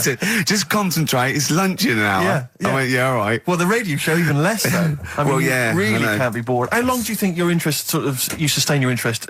I came on in too average? early because I got bored just before we came on air. Sure. Okay. I came in too early. I got to stop getting the cabs quite early. Yeah. So you're bored now. I think I've got to get about 5 to 1, and then I think that'll last me till about 1:30. At Again, least. as he was saying that, he's not giving you his attention. He was kind of leaning back. He's put his feet I've up got now to on get the comfortable, desk. haven't I? And this CD rack's in the way. Sure. Well, you get yourself comfortable now. Get yourself settled. And then sort of... Because a lot of people will move them. I'm getting excited now because we've had loads of calls and emails, not only backing me up, but going a little bit further. Apparently, Johnny Mango called in again. He's become our sort of official researcher on this show. There is evidence that Queen Victoria in Balmoral, with a young house guest, Winston Churchill, used to consume cocaine-filled lozenges. So there you go. Also, MDMA was a precursor of sort of ecstasy, a derivative, and that was big in the day, giving soldiers, a little pick-me-up. So it's not so mad, is it? It sort of Winston makes Churchill sense taking because cocaine, is he it? was into his speeches and that, and they say that coke gives you sort of, the balls to stand up and say like. Not that that's a good thing. And No, you it's should- not. No. Definitely not. No. Right, but. Apparently, it makes you confident, doesn't it? So you can stand up and say, we're going to fight them on the beaches. Yeah. And all that, and sound like you mean it. It's exactly, yeah. When he was sort of like, a little bit pissed up with his cigar on, coked off his tits, he wanted to fight. He didn't care where it was. He'd fight on a beach. He didn't care. He didn't care if he got sand in his new trainers. Exactly. He was boozed up. Yeah. You want to fight? yeah. That's why he was coming hard. He was very much. You got to think of him as the Liam Gallagher of his day. Yeah. Oh dear. Bad. Are we allowed to talk about this? I mean, I don't mean in terms of referencing drugs, but are we allowed to? Is this like libelous to Winston Churchill? One, Or you his can't family? libel the dead. Yeah, but Two, can you- it's a is lot that of only it- in America, we're- maybe? I'm asking, and we're not saying, Two, I think you'd probably going to do also a fair comment. Three, we say we were joking. 4, it's a satire. Yeah. 5, we love him. 5, we're not condoning drugs in any way. 6, this is Dermot O'Leary's show. I didn't have a go at him anyway. I said he's all right. If there's any law against Rasputin, we might be in trouble. Law against Law against You did Rasputin. willfully Raspute. Yeah. All over You the did airwaves. slag off Russia's greatest love machine. yeah. You didn't shoot him till he was dead, did you? Oh, put some poison into his I'll tell you this, wine. if there's any other historical questions that people want answered, then we're the men. Because really, with the three of us, our knowledge of the fact that the Hindenburg was filled with helium, yeah. the kind of coke habits and various drug habits of Britain's most famous political leader, we've got the answers to all of it. Einstein. Go on. I found out in the week that he didn't talk till he was 6. See, it's all these people who are weird. Churchill couldn't read, could he, till he was about 8 or 9? Really? Yeah. So there you go. He got a D in history, apparently. Ricky Gervais, Steve Merchant, and little Karl Pilkington, and his magical little manky, round, baldy head. He was described as a wacky mank in one of the papers this week. Really? Brilliant. Well, remember we were talking about it last week about he came round to my house and I popped out my Mr. Johnson to take a little look at. And his 2 that made daughters. the papers. That made the papers. Wow. What paper? It wasn't front page of the Times. It must have been like the Daily Star or something. Just squeeze Live 8 in Yeah, the second, yeah. on the second page. Yeah, so wacky mank. Wacky Mank. That's Wacky great. Mank. Wacky Mank. We had an Karl email Pilkington. from someone that reckons they remember you from body popping round Salford way. Yeah, Eccles Precinct, apparently. You know that, don't you? 1985. I wasn't doing it round there, though. What do you mean? I was round Stretford. Stretford-Arndale. And what were you doing? What sort of body popping was it? Just a bit of everything. Caterpillar. Bit of moonwalking. Do you have a little piece of liner you used to carry around? Well, mates had that. Right, you didn't Borrowed bother with theirs. Borrowed theirs. Were you any good? But you weren't breakdancing, were you? You weren't spinning on your head and stuff. You were more body popping. that. Well, I hope he wasn't speaking on his head, because that can sort of give you little brain damage and things. Well, it can give you brain damage. Also, it can wear your head down, and also makes your head perfectly round. Yeah. Because the gravity is pulling on. But all- if you keep on doing it, obviously it's going to wear your hair out, yeah. So you become sort of like a stupid, bald, and roundy headed. Yeah. So You've got to be very I very careful. much doubt that you did do any of that. Did you, Karl? Didn't do any of that. The reason I did this was to get that kitchen, right? Now, Brilliant. as we speak now, right? Builder's in the flat. He's been annoying me. Of course he has. Of course he has. What's he been doing? When he turned up on Monday, right? Yeah. Wanders in, and the first thing he says to me is, Said, the pub across the road, is it any good? I said, well, it doesn't matter, does it? You're working on the kitchen. Think of saying that to a builder. Probably making conversation. Probably meant, do they do a toasted sandwich? Because I've got a half-hour lunch break. Not an hour, like Karl Pilkington. So I'll probably there and get a nice, you know, cheese and tomato sandwich. Is that genuinely what you said to me? Yeah. The first thing you Yeah, said so to me? Suzanne had a go at me saying, why have you said that? He hasn't even started on it yet. I cannot believe that. You're unbelievable, Karl. And you say it's us that are rude, crass, I wasn't being thoughtless. rude. I just was letting him know. Do you know what I mean? I know what He they're up knows to. what he was there for. He had it down on his little docket. Do the kitchen this week. Yeah, but- He didn't come there and go, what did I come out for? Was it to go to the pub for a week? Why am I wearing these overalls? Yeah. Who's the little bald mank twat insulting me? Let me just check. Let me call the head office. I wasn't having a go, though. I mean, they should have finished it yesterday, and they're Yeah. there now, right, Yeah. on their own. And what annoyed me is they turned up late today. Hold on, Karl. I've just realised something. They're probably listening to the radio. This, I assume, tuned to XFM, isn't it, in your kitchen? Yeah, but they don't know it's me, do they? Do you know what I mean? No. They'd go, he's got a whiny mank voice as well. So's the bloke who owns this place. And the bloke who owns this place, when I said, what's that pub like across the road, said, well, you won't be bothering that. He's working on this. No, he won't be able to put two and two together, will he? You've suddenly, the penny's dropped, doesn't it? You've suddenly realised. Look at his face! Yeah. He's suddenly realised they might know it's him. And they could be listening, and they're going to clean you out, mate. Oh, if you are the builder working in, where is it? I won't say the address, but it's, Central London, isn't it? yeah. Go Yeah. mental. Have whatever you want. Opposite Seriously. that pub that you Yeah. like, that you're... That He'll probably be in there now, so he won't be listening. Oh, insulting. You know what I mean? Insulting a That's a further British insult. workman. He should So have been in just go today. mental. He should have been in at 8 this morning, Just which annoyed go me anyway. mental. Why? I really don't understand why they've got to start so early, right? Yeah. But he said he'll be there for 8, turned up at 9:30, right? Wanders in, and what annoys me is he could have left all this downstairs. He had a paper under his arm, Yeah. one of those crossword books, and a pot noodle. Now, I'm not being funny, but most of them take quite a bit of time. A crossword book, he's not happy with just the one that's in the paper. If you're listening, if you are the builder that's listening now, doing... Right. If you don't well, like okay, it. let's play Educating Ricky. Right. Brilliant. Go. Right. so- Ding-a-ling-a-ling-a-ling. Educating Ricky. Right, what are we going for then? Hanging the bacon, airy Chinese kid, alien gives man a bird. I think Alien gives man a bit I'd of like all to do excitement. that. Right, there's this fellow, I think it happened in America, and he saw a bright light in the sky. And, God, if you're bored. and he stood there. This is a true story, is it? Yeah. He stood there, Yes, of course it isn't, Steve. and he saw this bright light, and it came closer and closer, and it was a UFO, right? Yep. And he looked at it, and it disappeared, right? And he gets back in his car, He looks in the mirror. and he looks in the mirror. Yep. He's only got a beard. He has. You sure it wasn't someone else who got in the car and he was still standing out there? Right? What? And it turned out, Yeah. he got home and said to his wife or his girlfriend, it's a bit weird. So I just got out of the car to look at a bright light, and I got back in the car and I grew a beard, and she said, never mind your beard, where have you been for 3 days? And what had happened is...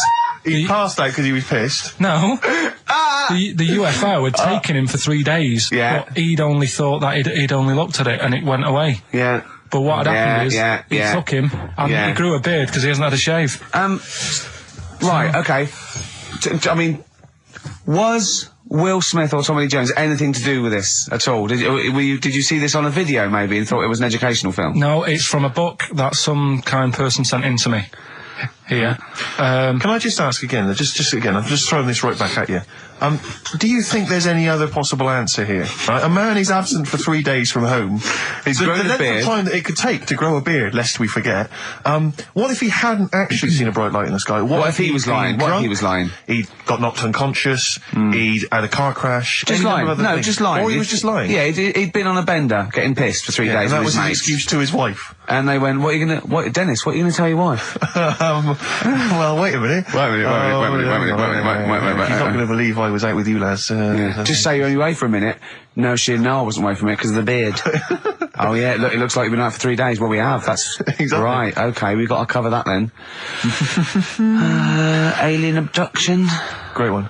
Okay, let's try that. Do you see? That's a little scenario there that could have been played out. So when you say educating Ricky, what have I learnt from this? Never listen to you again. That's all I've learnt so far. Never listen to you. Yeah, we'll add a little bit more in here, right? To Well, spice this no. up. What do you mean? Add a little bit more? We'll add a bit more to this what I'm educating you about. Go on. Right. There's only a law in America that says if you touch a UFO, you're going to get done. Now, why would they make a rule? I don't know that. Do you know, like, all their rules have a code? Carl, I genuinely do not know what you're talking about. Right. Do you know, like, how here they might have... Do you know I what? have no idea. Right. Okay. Do you know, like, over here? I'm listening to Capital and these headphones. I got Foxy on from yesterday. Right, let's bin that.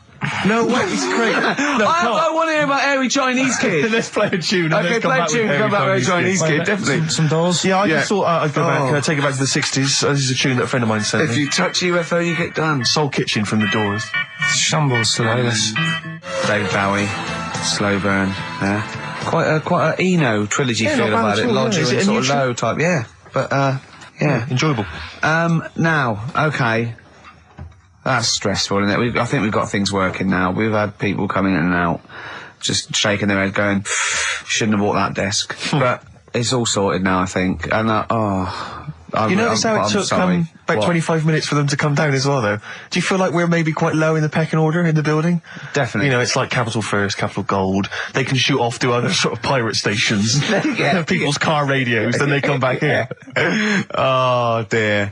Oh, I had a job at Richard Sounds. Yeah. Light fitting was buzzing. Now, but we've got, thanks for staying, listening. Right, okay, educating Ricky. What have we got? Airy Chinese Kid, go on. Right, yeah. This is the... I didn't want to do this. What do you mean you want to do it? Well, I wanted to give you three, and I gave you one. It was like the alien man gets a beard or whatever. Yeah, And- which was total rubbish, so this one should be better, maybe. Hey, Chinese kid. Right, well, we've talked about airy people in the past. True enough. Haven't we? Yeah. You know, the little kids who grew up in woods and hung around with wolves and that. Yeah, again, you're confusing it. Yeah, they're not, there were some people that were born very hirsute. They were not the people who were brought up with wolves. You just put that together in your Homer Simpson type mind. Right, well, this is like a sort of close to that sort of story. Yeah. But the weird thing is, right, Chinese people aren't that hairy as a nation. No, seriously, that's a well-known fact. They don't have that much body hair and stuff. Okay. So this little kid who was born over there, he was like covered in stuff. Was he? And it was only his nose that wasn't hairy. The rest of his body was caked in hair, right? And his hair sort of What grew. sort of hair was it? Was Thick hair. No, what I mean is, was it sort of like a pony's mane, so he just looked like an Ewok? You know what I mean? Just like hanging down sort of straight, dark hair. In the picture, it looked like it grows from his eyebrow. It grows from his eyebrows quite thick, and then it just goes all the way over You his don't head. think it was just really long eyebrows that he'd done a comb over? No, it was all over his body. It had a picture of like his back and that. Yeah. And Had he styled it? Had he styled it at all? Did he have it in a quiff or? no, it was just hanging everywhere. all over him. Yeah. And they were like, you know, this is a bit weird, happening in China, where we're not normally that airy. That was the scientist speaking there. Yeah. And the local press and that were getting him down, calling him monkey boy and all this. Oh, And thinking Chinese press. but the doctor, Yeah. Oh. They're cruel, aren't they? The It's like those game shows. That's Japanese, isn't it? Yeah. That's what. Yeah. and the doctor said, I was Carl talking through all that time while we were just like talking to each other then. Because I turned around and I still saw he was talking. Go on. So anyway, the local press came in to see the hairy boy, the monkey yeah, boy. and they were like being tight, taking the mickey out of him, and the doctor said Showing him nuts. he's only airy. Said he's a healthy young kid. The only faults he's got is he's got a little bit of eczema and a boil. And he said everybody should just treat him the same, and I think he grew up a healthy kid.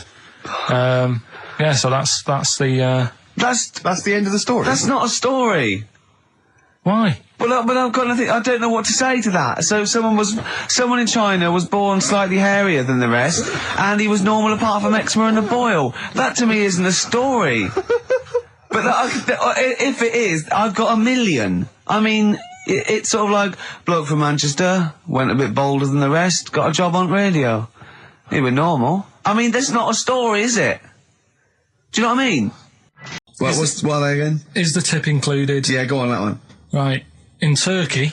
Nice. It's not, actually.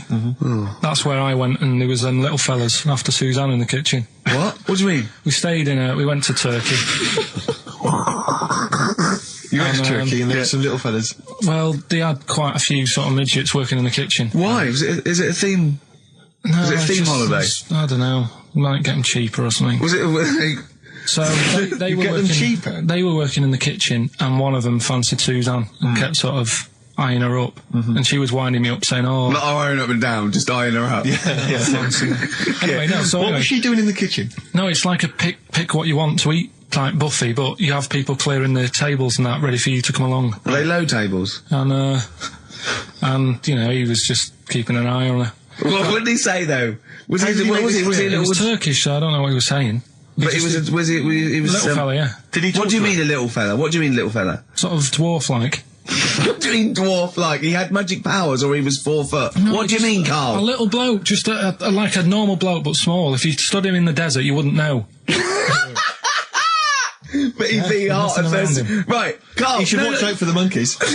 Yeah, underground. There's underground monkeys Look, are look, you can't just say there was a little midget fella who was eyeing up my girlfriend and then leave it. What do you mean? What was happening? This is a story to us. This is much more interesting to us than, and she was deaf, right, and she hit her head. That's much more I don't interesting. understand how it manifested itself. Did he come over and say something? No, do you know when it's like girls know, don't they? When someone fancies them. What do you mean there was lots of them as well? Do then? they? That's worth knowing. Listen, right, come on, right. So you went into this holiday, yeah? Yeah, wasn't And you that went good? into the dining room or something? Yeah, downstairs. And in you the looked dining over You thought, this is odd, there's no one serving. Yeah, and they go, Wait a oh, minute. hold on, you looked down and there was a little waiter. There was loads of them running around busy. Why, though? Why did Because they it get was the... summer. What do you mean? Because it was There was loads of summer. them. They had more of them They on. come out in summer. They come out in summer. What do you mean they had more... What do you mean? Because it's busy, isn't it? Well, no, but they hibernate in the Why winter. were they all midgets? I don't know, maybe it doesn't heat stunt your growth or something. No! Well, they just happened to, maybe it was a thing that they did for tourists or something, I don't know. I just got on with my meal. It was a holiday, do you know what I mean? God. Right, So it's a midget serving. I'm not going to ask any questions. Right, okay, yeah. So they're all little fellas running around, and this one always was like, you know, oh, do you want a new serviette? You know what I mean? Going out of his way to sort of... for turning on the charm. yeah. Yeah, he was going out of his way. The others weren't. Right. I think what was happening is he'd been working with Santa all the winter. Yeah. This is sort of little summer break. This one He was hadn't seen your a girl. waiter, and so he was being polite to you. Maybe. But what did Suzanne say then? Well, she was using it to wind me up. What was she saying? Oh, he's... Oh, just like, you know, look He may be small, but he's well, built like a... Yeah, he's all man. so Were you jealous of a midget then? You were jealous of him? it is a bit annoying, isn't it? Why? It wouldn't bother me as much now, because I've been with her for ages. Right. But at the time, that might have been one of our first holidays, and it's like, you don't know, want to be what's going on? I've paid for this holiday. And then you get off with a midget. Yeah. Oh. So anyway, But it doesn't matter because you got chatted up by a bearded lady. So. yeah. tell you what, no, that's got nothing to do with that. What were you going to say? What were you going to I say? was going to say the hotel was half board, and maybe. Oh, right. I thought you were going to say it's just one of her shortcomings. So listen, right? Play a record, Karl. Right. Badly drawn boy, born again. Right, just get this educating Ricky out of the way. So, Turkey, yeah. So what is this again? This is educating Ricky, is the tip included. Right. Apparently a fellow was on holiday in Turkey. He's just having a normal holiday, weather's good, you know, he's having a good time. And Waiters are all normal height. Yeah. He's having his meal. He hears a load of screaming going on in the kitchen. Hold on. Has his girlfriend wandered in there? And they do, With a stepladder. the circumcised people in the kitchen, and apparently... What are you talking about? Whoa. Slow down. We were Sorry, sidetracked there for a minute. what are you talking about? Well, I'm excited about two things at once here. One, they circumcised people in the kitchen. Two, I guessed it was someone losing the end of their knob. He did, yeah. I started thinking like Karl Pilkington. Extraordinary. That is amazing. Apparently it was going on. It wasn't just a one-off either. Well, when I say a one-off, I mean they did it more than once. Yeah. Right. And there was it was there for a week, and apparently the first night it was quiet, and then the rest of the week, every day it'd be like having his breakfast or even his lunch or even his tea. Yeah. Right? He'd be doing it all day. Oh. You'd be hearing Lunch and screams. breakfast, fair enough, really. Yeah, Circumcision at tea time. Don't do that. And apparently it's a tradition over there. you can't even make a complaint about it. It's like, well, you should have found out before you come over. See, I can't believe this is true. Sorry, I'm a little bit lost. He was in a restaurant, in a hotel, and there were people having circumcisions in the kitchen. Yeah. Is that right? I'm even worried that we're bordering on the racist here, suggesting that is tradition, that Turkish people cut the end of their cocks off in the kitchen. Yeah. At meal times. I think you're wrong, Karl. This just sounds ludicrous, Karl. No, I don't think it happens everywhere. Right. I think this Just in this hotel. certain places. Certain hotels. Certain hotels. What, is it like 2-star? Yeah. Why did he go to the Foreskin Inn? It was his own fault, wasn't it? So that's Sorry, that's it, is it? Have they closed? Wait. That's the story. You educated me, right? Once a fella saw some Turkish people cutting the tip of their knob off in the kitchen. Thanks very much. Thanks very much, Karl. Got any more? Well, there's things you can learn from it. Either don't go to Turkey. No! Don't have calamari when you're over there.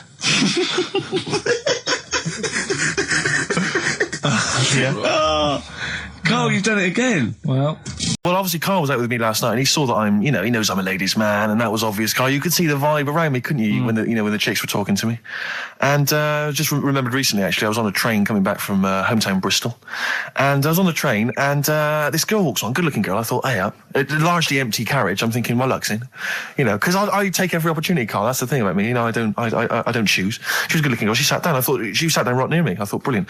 As this guy comes up behind her, and says, I think it's probably a boyfriend or something. Sits down next to her. And I listened in on the conversation, obviously, because I'm pretending to read. It was very clever. I read the same page for hours, so I was pretending to listen. I was listening, but pretending to read. And I realised that it's not her boyfriend or anything. It's just some guy she's met on the platform. And I'm thinking, brilliant. If she's the kind of girl who's just going to start talking to someone, on a platform, on a train, brilliant, I'm going to be in here. Because he was only going one stop. So I'm thinking, what's the worst that can happen? He'll nick off, I'll get chatting to her, and who knows, I could join the...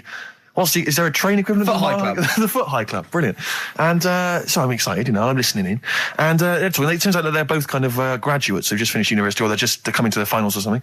And they're chatting away, and he's making a couple of witticisms, and she's kind of tittering at his jokes. I'm thinking, well, I'll tell you this, if she's laughing at this kind of material, I am going to blow her away, with my kind of anecdotes and wry observations, It was weak stuff, I got to be honest. Really? He was coming out with nothing. He was running on empty, as far as I'm concerned. Yeah. And she was loving it. So I'm thinking, brilliant, I'm going to be right in here.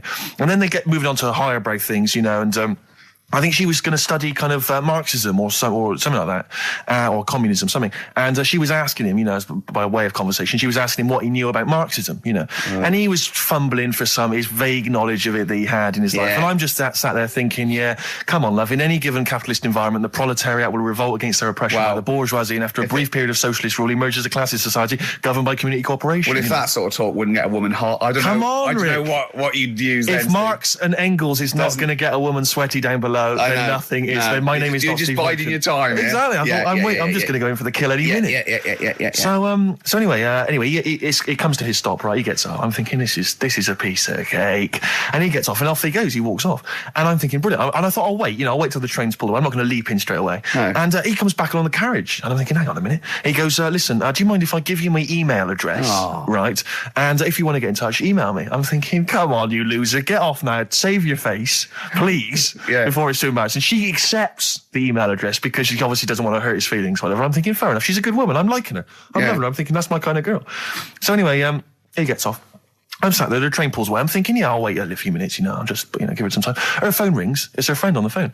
And she starts saying it, and I was listening in, and she was going, just met a guy on the train. I'm thinking, that's true enough. She goes, he was a good-looking guy. I thought, you're having a laugh, love. To be honest. Because I was looking at him, and she said to her friend, he looks a bit like tennis player Boris Becker. I thought, you should be so lucky, frankly, because I saw him. He had awful facial hair, if that's what makes him look like Boris Becker. Terrible little goatee beard. It was laughable. I thought, I don't know. And then she goes to thing, and she's like, I met him, we got chatting and stuff, and she was going, it's not often that you meet someone, generally in life, who's, kind of thoughtful and intelligent and funny. I thought to myself, I'm not even going to waste my time with you, love. Frankly, if that's what you thought of him. You just walked Yeah, away. and I'll be honest with you, I didn't even bother talking to her. No, you were I just didn't even above waste it. my time with If her. she thinks that bloke is not If only she thought great he was looking, funny, but great funny looking. and intelligent, and she got on well, and he was polite, and it was a chance meeting, and he thought, and she thought that you were like a freaky looking dork who didn't even have the nerve to If speak. that is what if that's she what was she thinks, thinking, then then she's I don't not- wanna know her. I couldn't. You walked away, and good luck to you. And I have my dignity intact. Yes, and she's nothing. But, because when I was younger, I remember being outside a post office once when I was about 10 or 12 and finding a purse and thinking, oh, that's nice. And opening it up, there was some money in there and a pension book, and so it was obviously an old lady. I found an address, I sent it to her, and my mum said, you know, you've been so good there, you'll probably get a little reward. She'll probably send you a little reward. Nothing. I got maybe a thank you note, but no cash, no moolah, nothing. Really? And I was livid, because I'd been told that I was going to get a reward. I thought I've been a good Samaritan, nothing. So, many moons later, when I was at university, I learnt from that, and this is the most bizarre thing. It This was like, explains a lot, doesn't it, Karl? this is like the Mary Celeste. I went to a cash point to I thought, I can't get my card in here. And I realised there was already somebody's card in the machine. They put the code in, but then they just disappeared. They'd been kidnapped or something. So it was just there, waiting, sitting. It said, what do you want to do? And it gave you a number of options. I thought, interesting. Steal or go to heaven? Yeah, exactly. You went, oh dear. Yeah. Well, I pressed balance, just to check what their bank balance was. Unbelievable. It was a considerable sum of money. I'm not going to lie to you. It was not typical student debt. It was like, I think they were a foreign student. There was a lot of cash in there. A lot of money. Did you feel a slight bulge in your trousers when you saw the amount of money? I couldn't believe my luck. I thought to myself, now then, I could just take that card out and hand it in, or I could teach them a small lesson. Right. And maybe give myself a reward, because last time I did that, I didn't get a reward. So if I give myself £30, then I'll take the card out. 30? Give myself 30. You didn't really? Well, I thought that's a good reward. And I went in, I handed the card in, I took that. Steve, And that's a little reward for me. And I'll tell you this, don't think it's evil, because I went in and I bought everyone a drink. Well, brilliant. Yeah, I didn't tell them I got the money free. Well done. Excellent. So probably gangsters are quite generous with the money they've stolen from other people. Yes, but someone's negligence, Rick, has lent... the thing is this, Steve, right? I believe it, except that buying people a drink, Karl. What do you think? Well, I kind of thought that when he said it, but then I thought, but they'll be buying him back. So he's still... So in a way, he's still a winner. Yeah. Everyone's a winner in that situation, including the student, because frankly, if there had been a less scrupulous person who found it, they'd have probably helped themselves to a considerable sum. I cannot believe he did that. There was thousands and thousands of pounds in there. What if it was... what if Beadle had jumped out and slapped you with his little claw and said, we've been filming this merchant? Well, what? So what? How old were you then? I don't know, 19, 20? Would you do it again, or was it just to get the world back for the old lady's purse? Possibly do it again, yeah. You're joking! Well, you've got to think of it this way. You've got to think of it as there was a lot of money in there, and someone less scrupulous than me would have taken a fortune. They'd have cleaned them out. Whereas I just took a small reward, which I thought was more than enough for someone's negligence. And I've returned the card. They've got the card back. Everything's fine. Think of someone else. I could have gone on a spending spree. I could have been buying stuff, all sorts. Yeah, but it wasn't yours at all. Yes, but they probably would have given me a reward. And because, you know, sometimes people forget or, you know, they don't give you a reward, I thought I should You had take to it go at your myself. dad for nicking a loaf of bread out of a phone box. Yeah, but that's because it's for old people, geriatrics and stuff. How do you know how old was your people who you were robbing from? It was on a student campus. Well. Wow. I think it was more... I thought it was excellent behaviour. I thought it was good, honourable behaviour. That's showing another side to him, isn't it? What would you have done, Karl, in that situation? And tell the truth. I might have helped myself a little bit. There you are. I don't know what this is helping yourself a bit. Like you say, just sort of, you know, send them back and sort of say, you know... If you find a £1 coin in the street and you can be bothered to bend over for it, then have it. But someone's cash point card or personal belongings... I'd let them know, though. Did you send it to them and say, I've service charge included. I've took that out already. No, I handed it in to the... You let them know? What do you mean you'd let them know?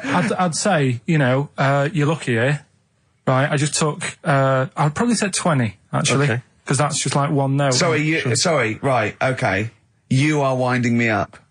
No, I'm not. I mean, not for once. I mean, I know what Steve's like. He is tight, right? He is. And you know that, don't you, Steve? Financially, I mean, you mean? Well, no, I mean, just the way you are. You're very sort of, you know... You're not careful. wasteful with your money. I'm careful. No, I'm not wasteful. Absolutely right. No, but to the extreme. Not towards the extreme. Not towards the extreme. No. Look out for the pennies. now. The pounds will take care of themselves. All right? Simple to remember. Good advice.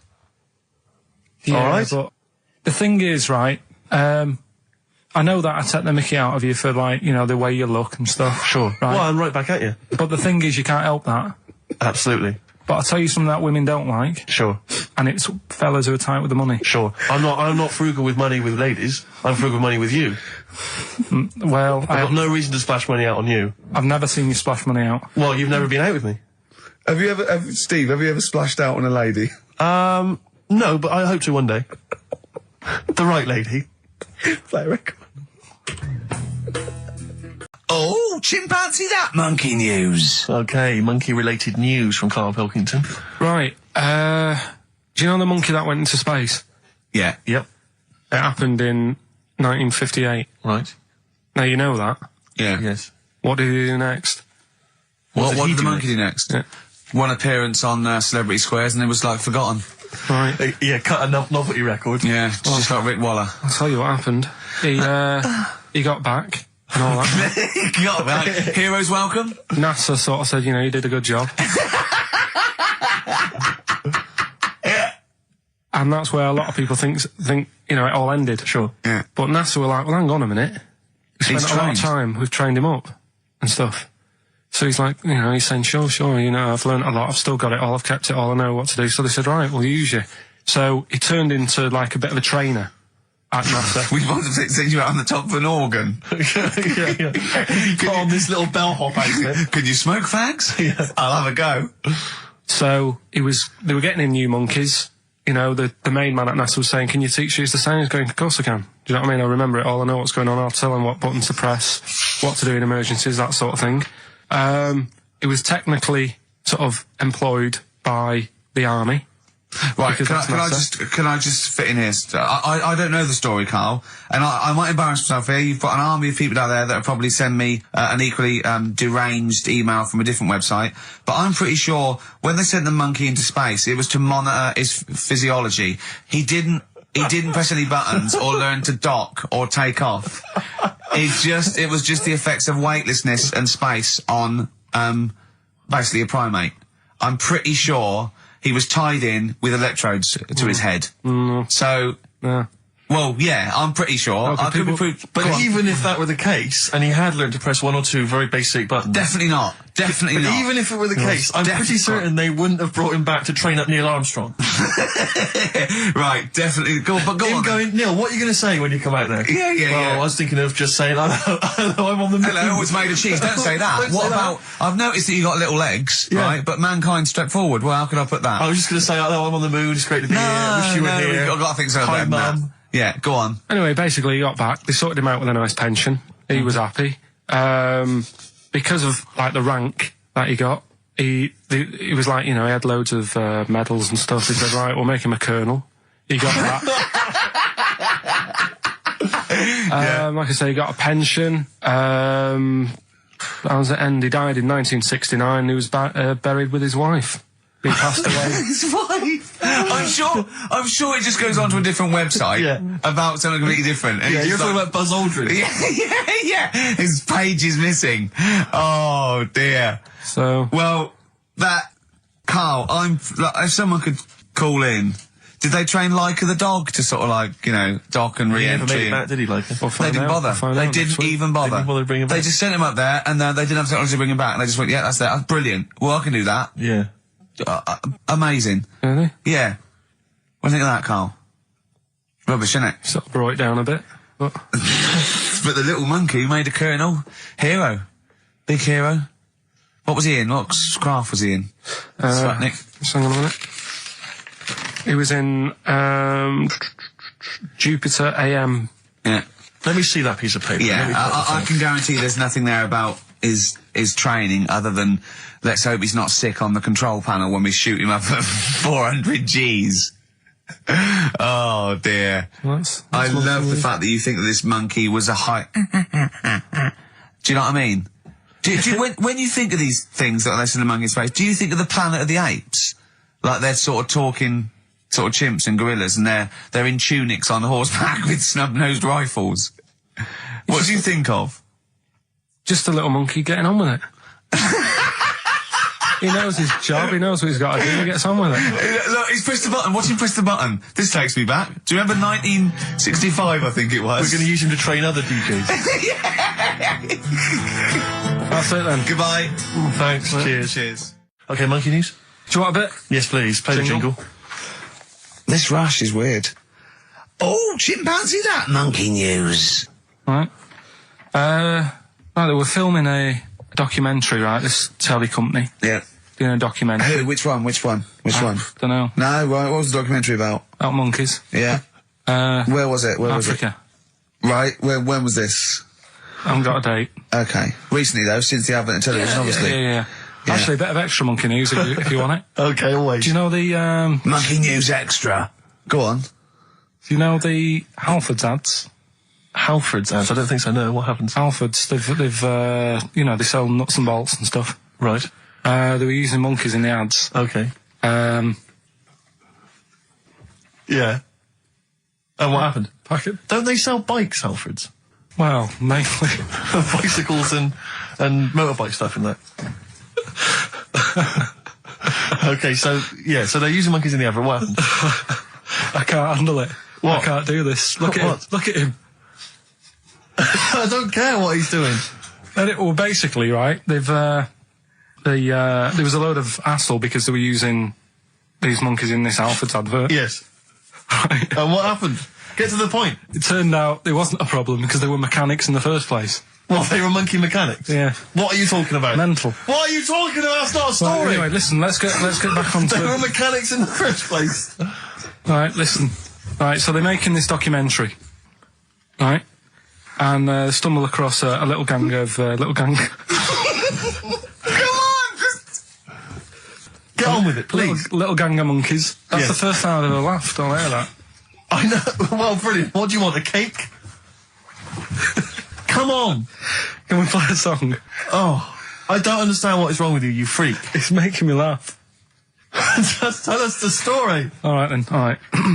So anyway, right. So there's this documentary being made. They found a little gang of monkeys.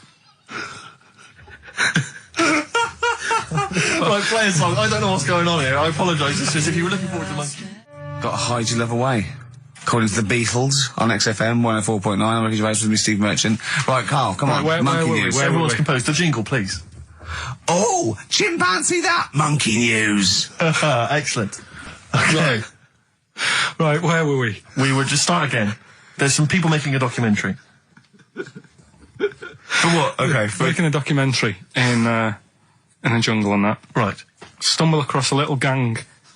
Okay, come on. All right. A little gang of monkeys. Yeah. Oh, come on. So the camera crew are there filming it. Yes. Everything's going normal. It's all fun. Nothing odd about it. Okay. They're not running a restaurant, they've not got any barber shops, nothing. No. Just regular monkeys going about their business, yeah. So anyway, what normally happens is the monkeys sleep with a partner. They already do what? They don't sort of sleep around and that. Once they find the girlfriend or the boyfriend or whatever, Yeah. they stick with them, right? Okay. But anyway, they were watching this one, right? And it's going around a bit, sleeping around, Oily. and it was getting fatter. They thought this is a bit odd, Yeah. right? So followed it round and see it having it away. Turns out, little prostitute.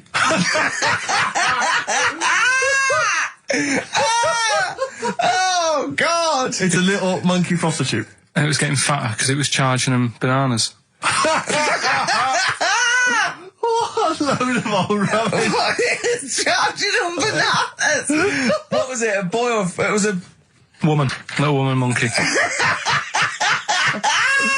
That's the most extraordinary monkey news I've ever heard. Oh! That is genius! Has this documentary been televised? I don't think it's been on yet. No. And that's all the information you've got? Yeah. And is that's one banana for everything? The half a banana is for... Just oral. A poor job. Right.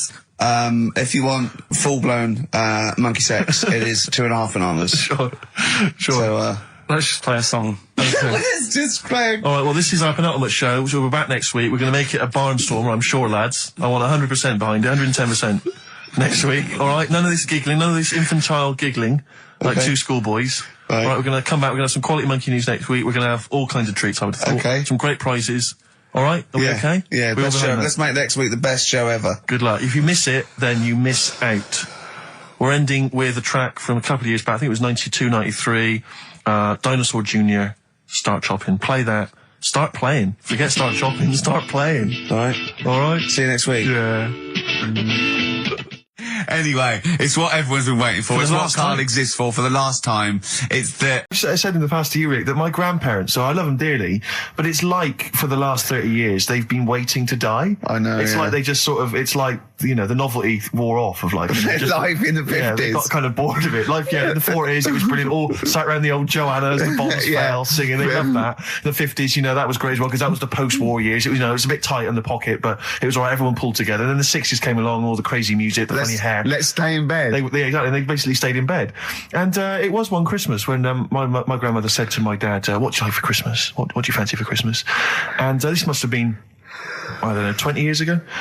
She said, "What do you fancy for Christmas, Ron?" And he went, "Well, you know, I could do with a nice big kind of warm winter overcoat." She said, "Don't worry about that. Don't worry about that because your father will be dead soon. It's right. You can have his." Meaning my granddad. Well, to be honest with you, my father's still waiting. Which is good news. Good news for my grandfather. Less good news for my dad. He's freezing. He's freezing. He finds out, how is he today? He's fine. Oh, okay. Oh, I'm freezing. It is it's such a weird mindset, that. I think it's that, to me, is what sums up people from that older generation, the 40s and 50s. And it seems to me that you've got that kind of mindset. It's like you were born in the 30s. And whenever you talk of your childhood, it's like you had like a baked potato to take to school.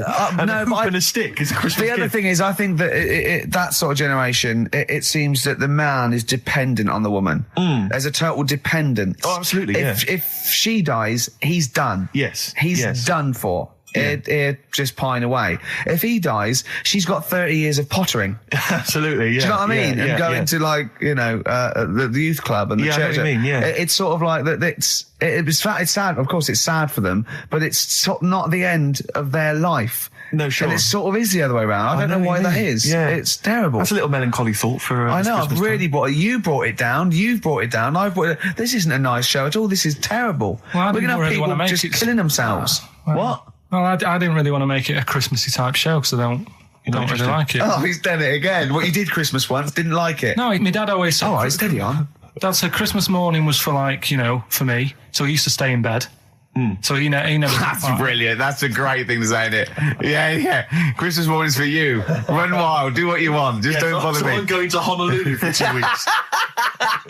That's great. Dad, it's Christmas. Do I have to do anything? No. So my mum used to get up because she used to like to see my face light up, you know, when I open my presents. And then, to give fireworks. and then I'd have to go to my bedroom from about 6 o'clock onwards because, like, my mum and dad were into having big Christmas parties, and I wasn't, like, old enough to go. Right. So they'd say, right, you know, you've had your fun there. You go up to your bedroom, stay in there. Really?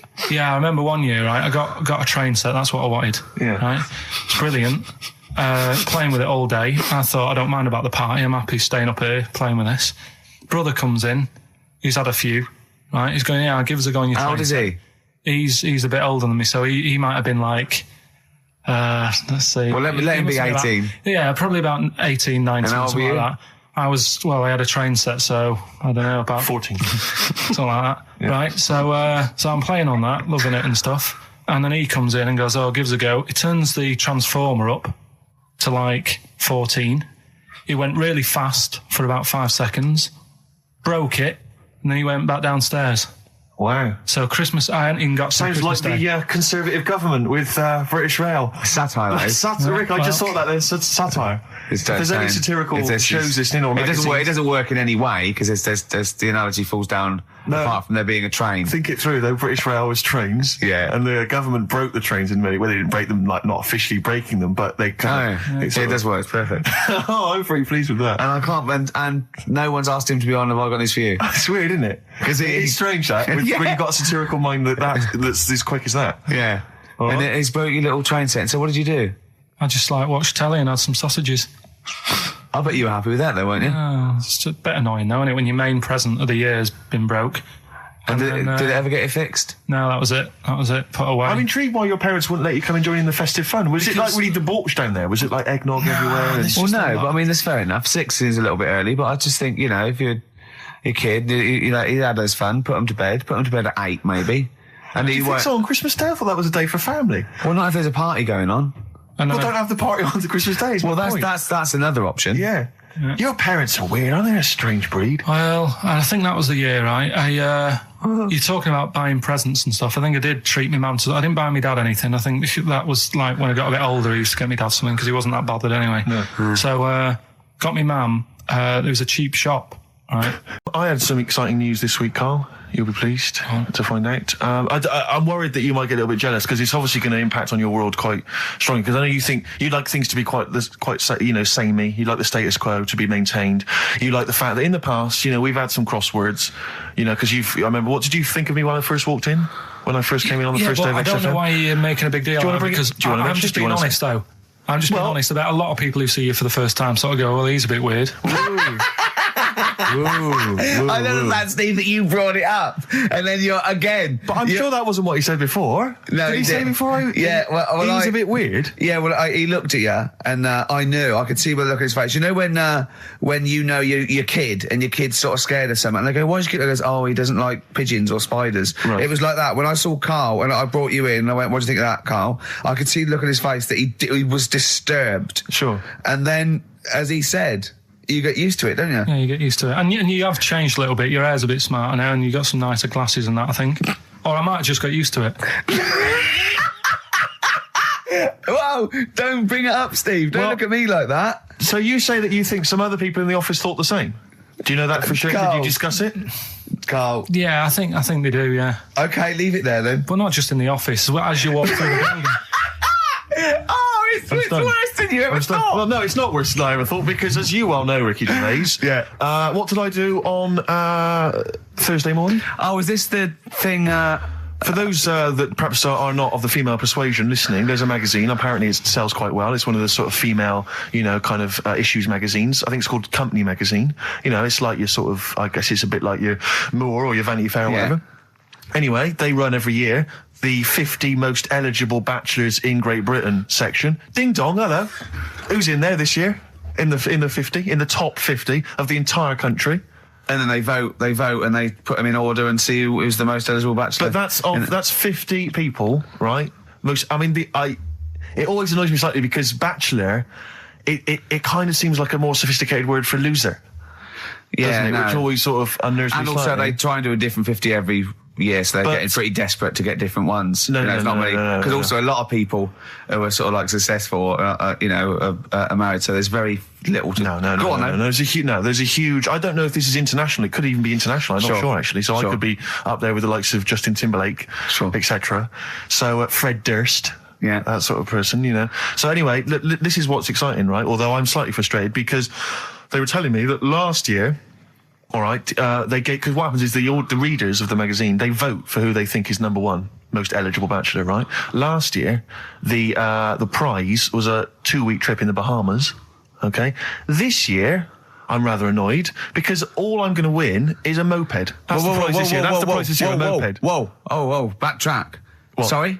Last year was a 2-week trip to Bahamas, and this year just what? a moped. All I'm going to get is a moped. All you're going to win is a moped. Yeah, You've got no chance. You've got no chance. Who else is in it? Who else is in it? Well, I mean, I don't know lots of people you'd never heard of. I know Duncan from Blue. Ding. So you're second to him at least already. I imagine you're going to come behind the other 49. Because there'll be people voting for me. They get to vote for me. Yeah, Steve. They'll see my photo and then they can vote for me.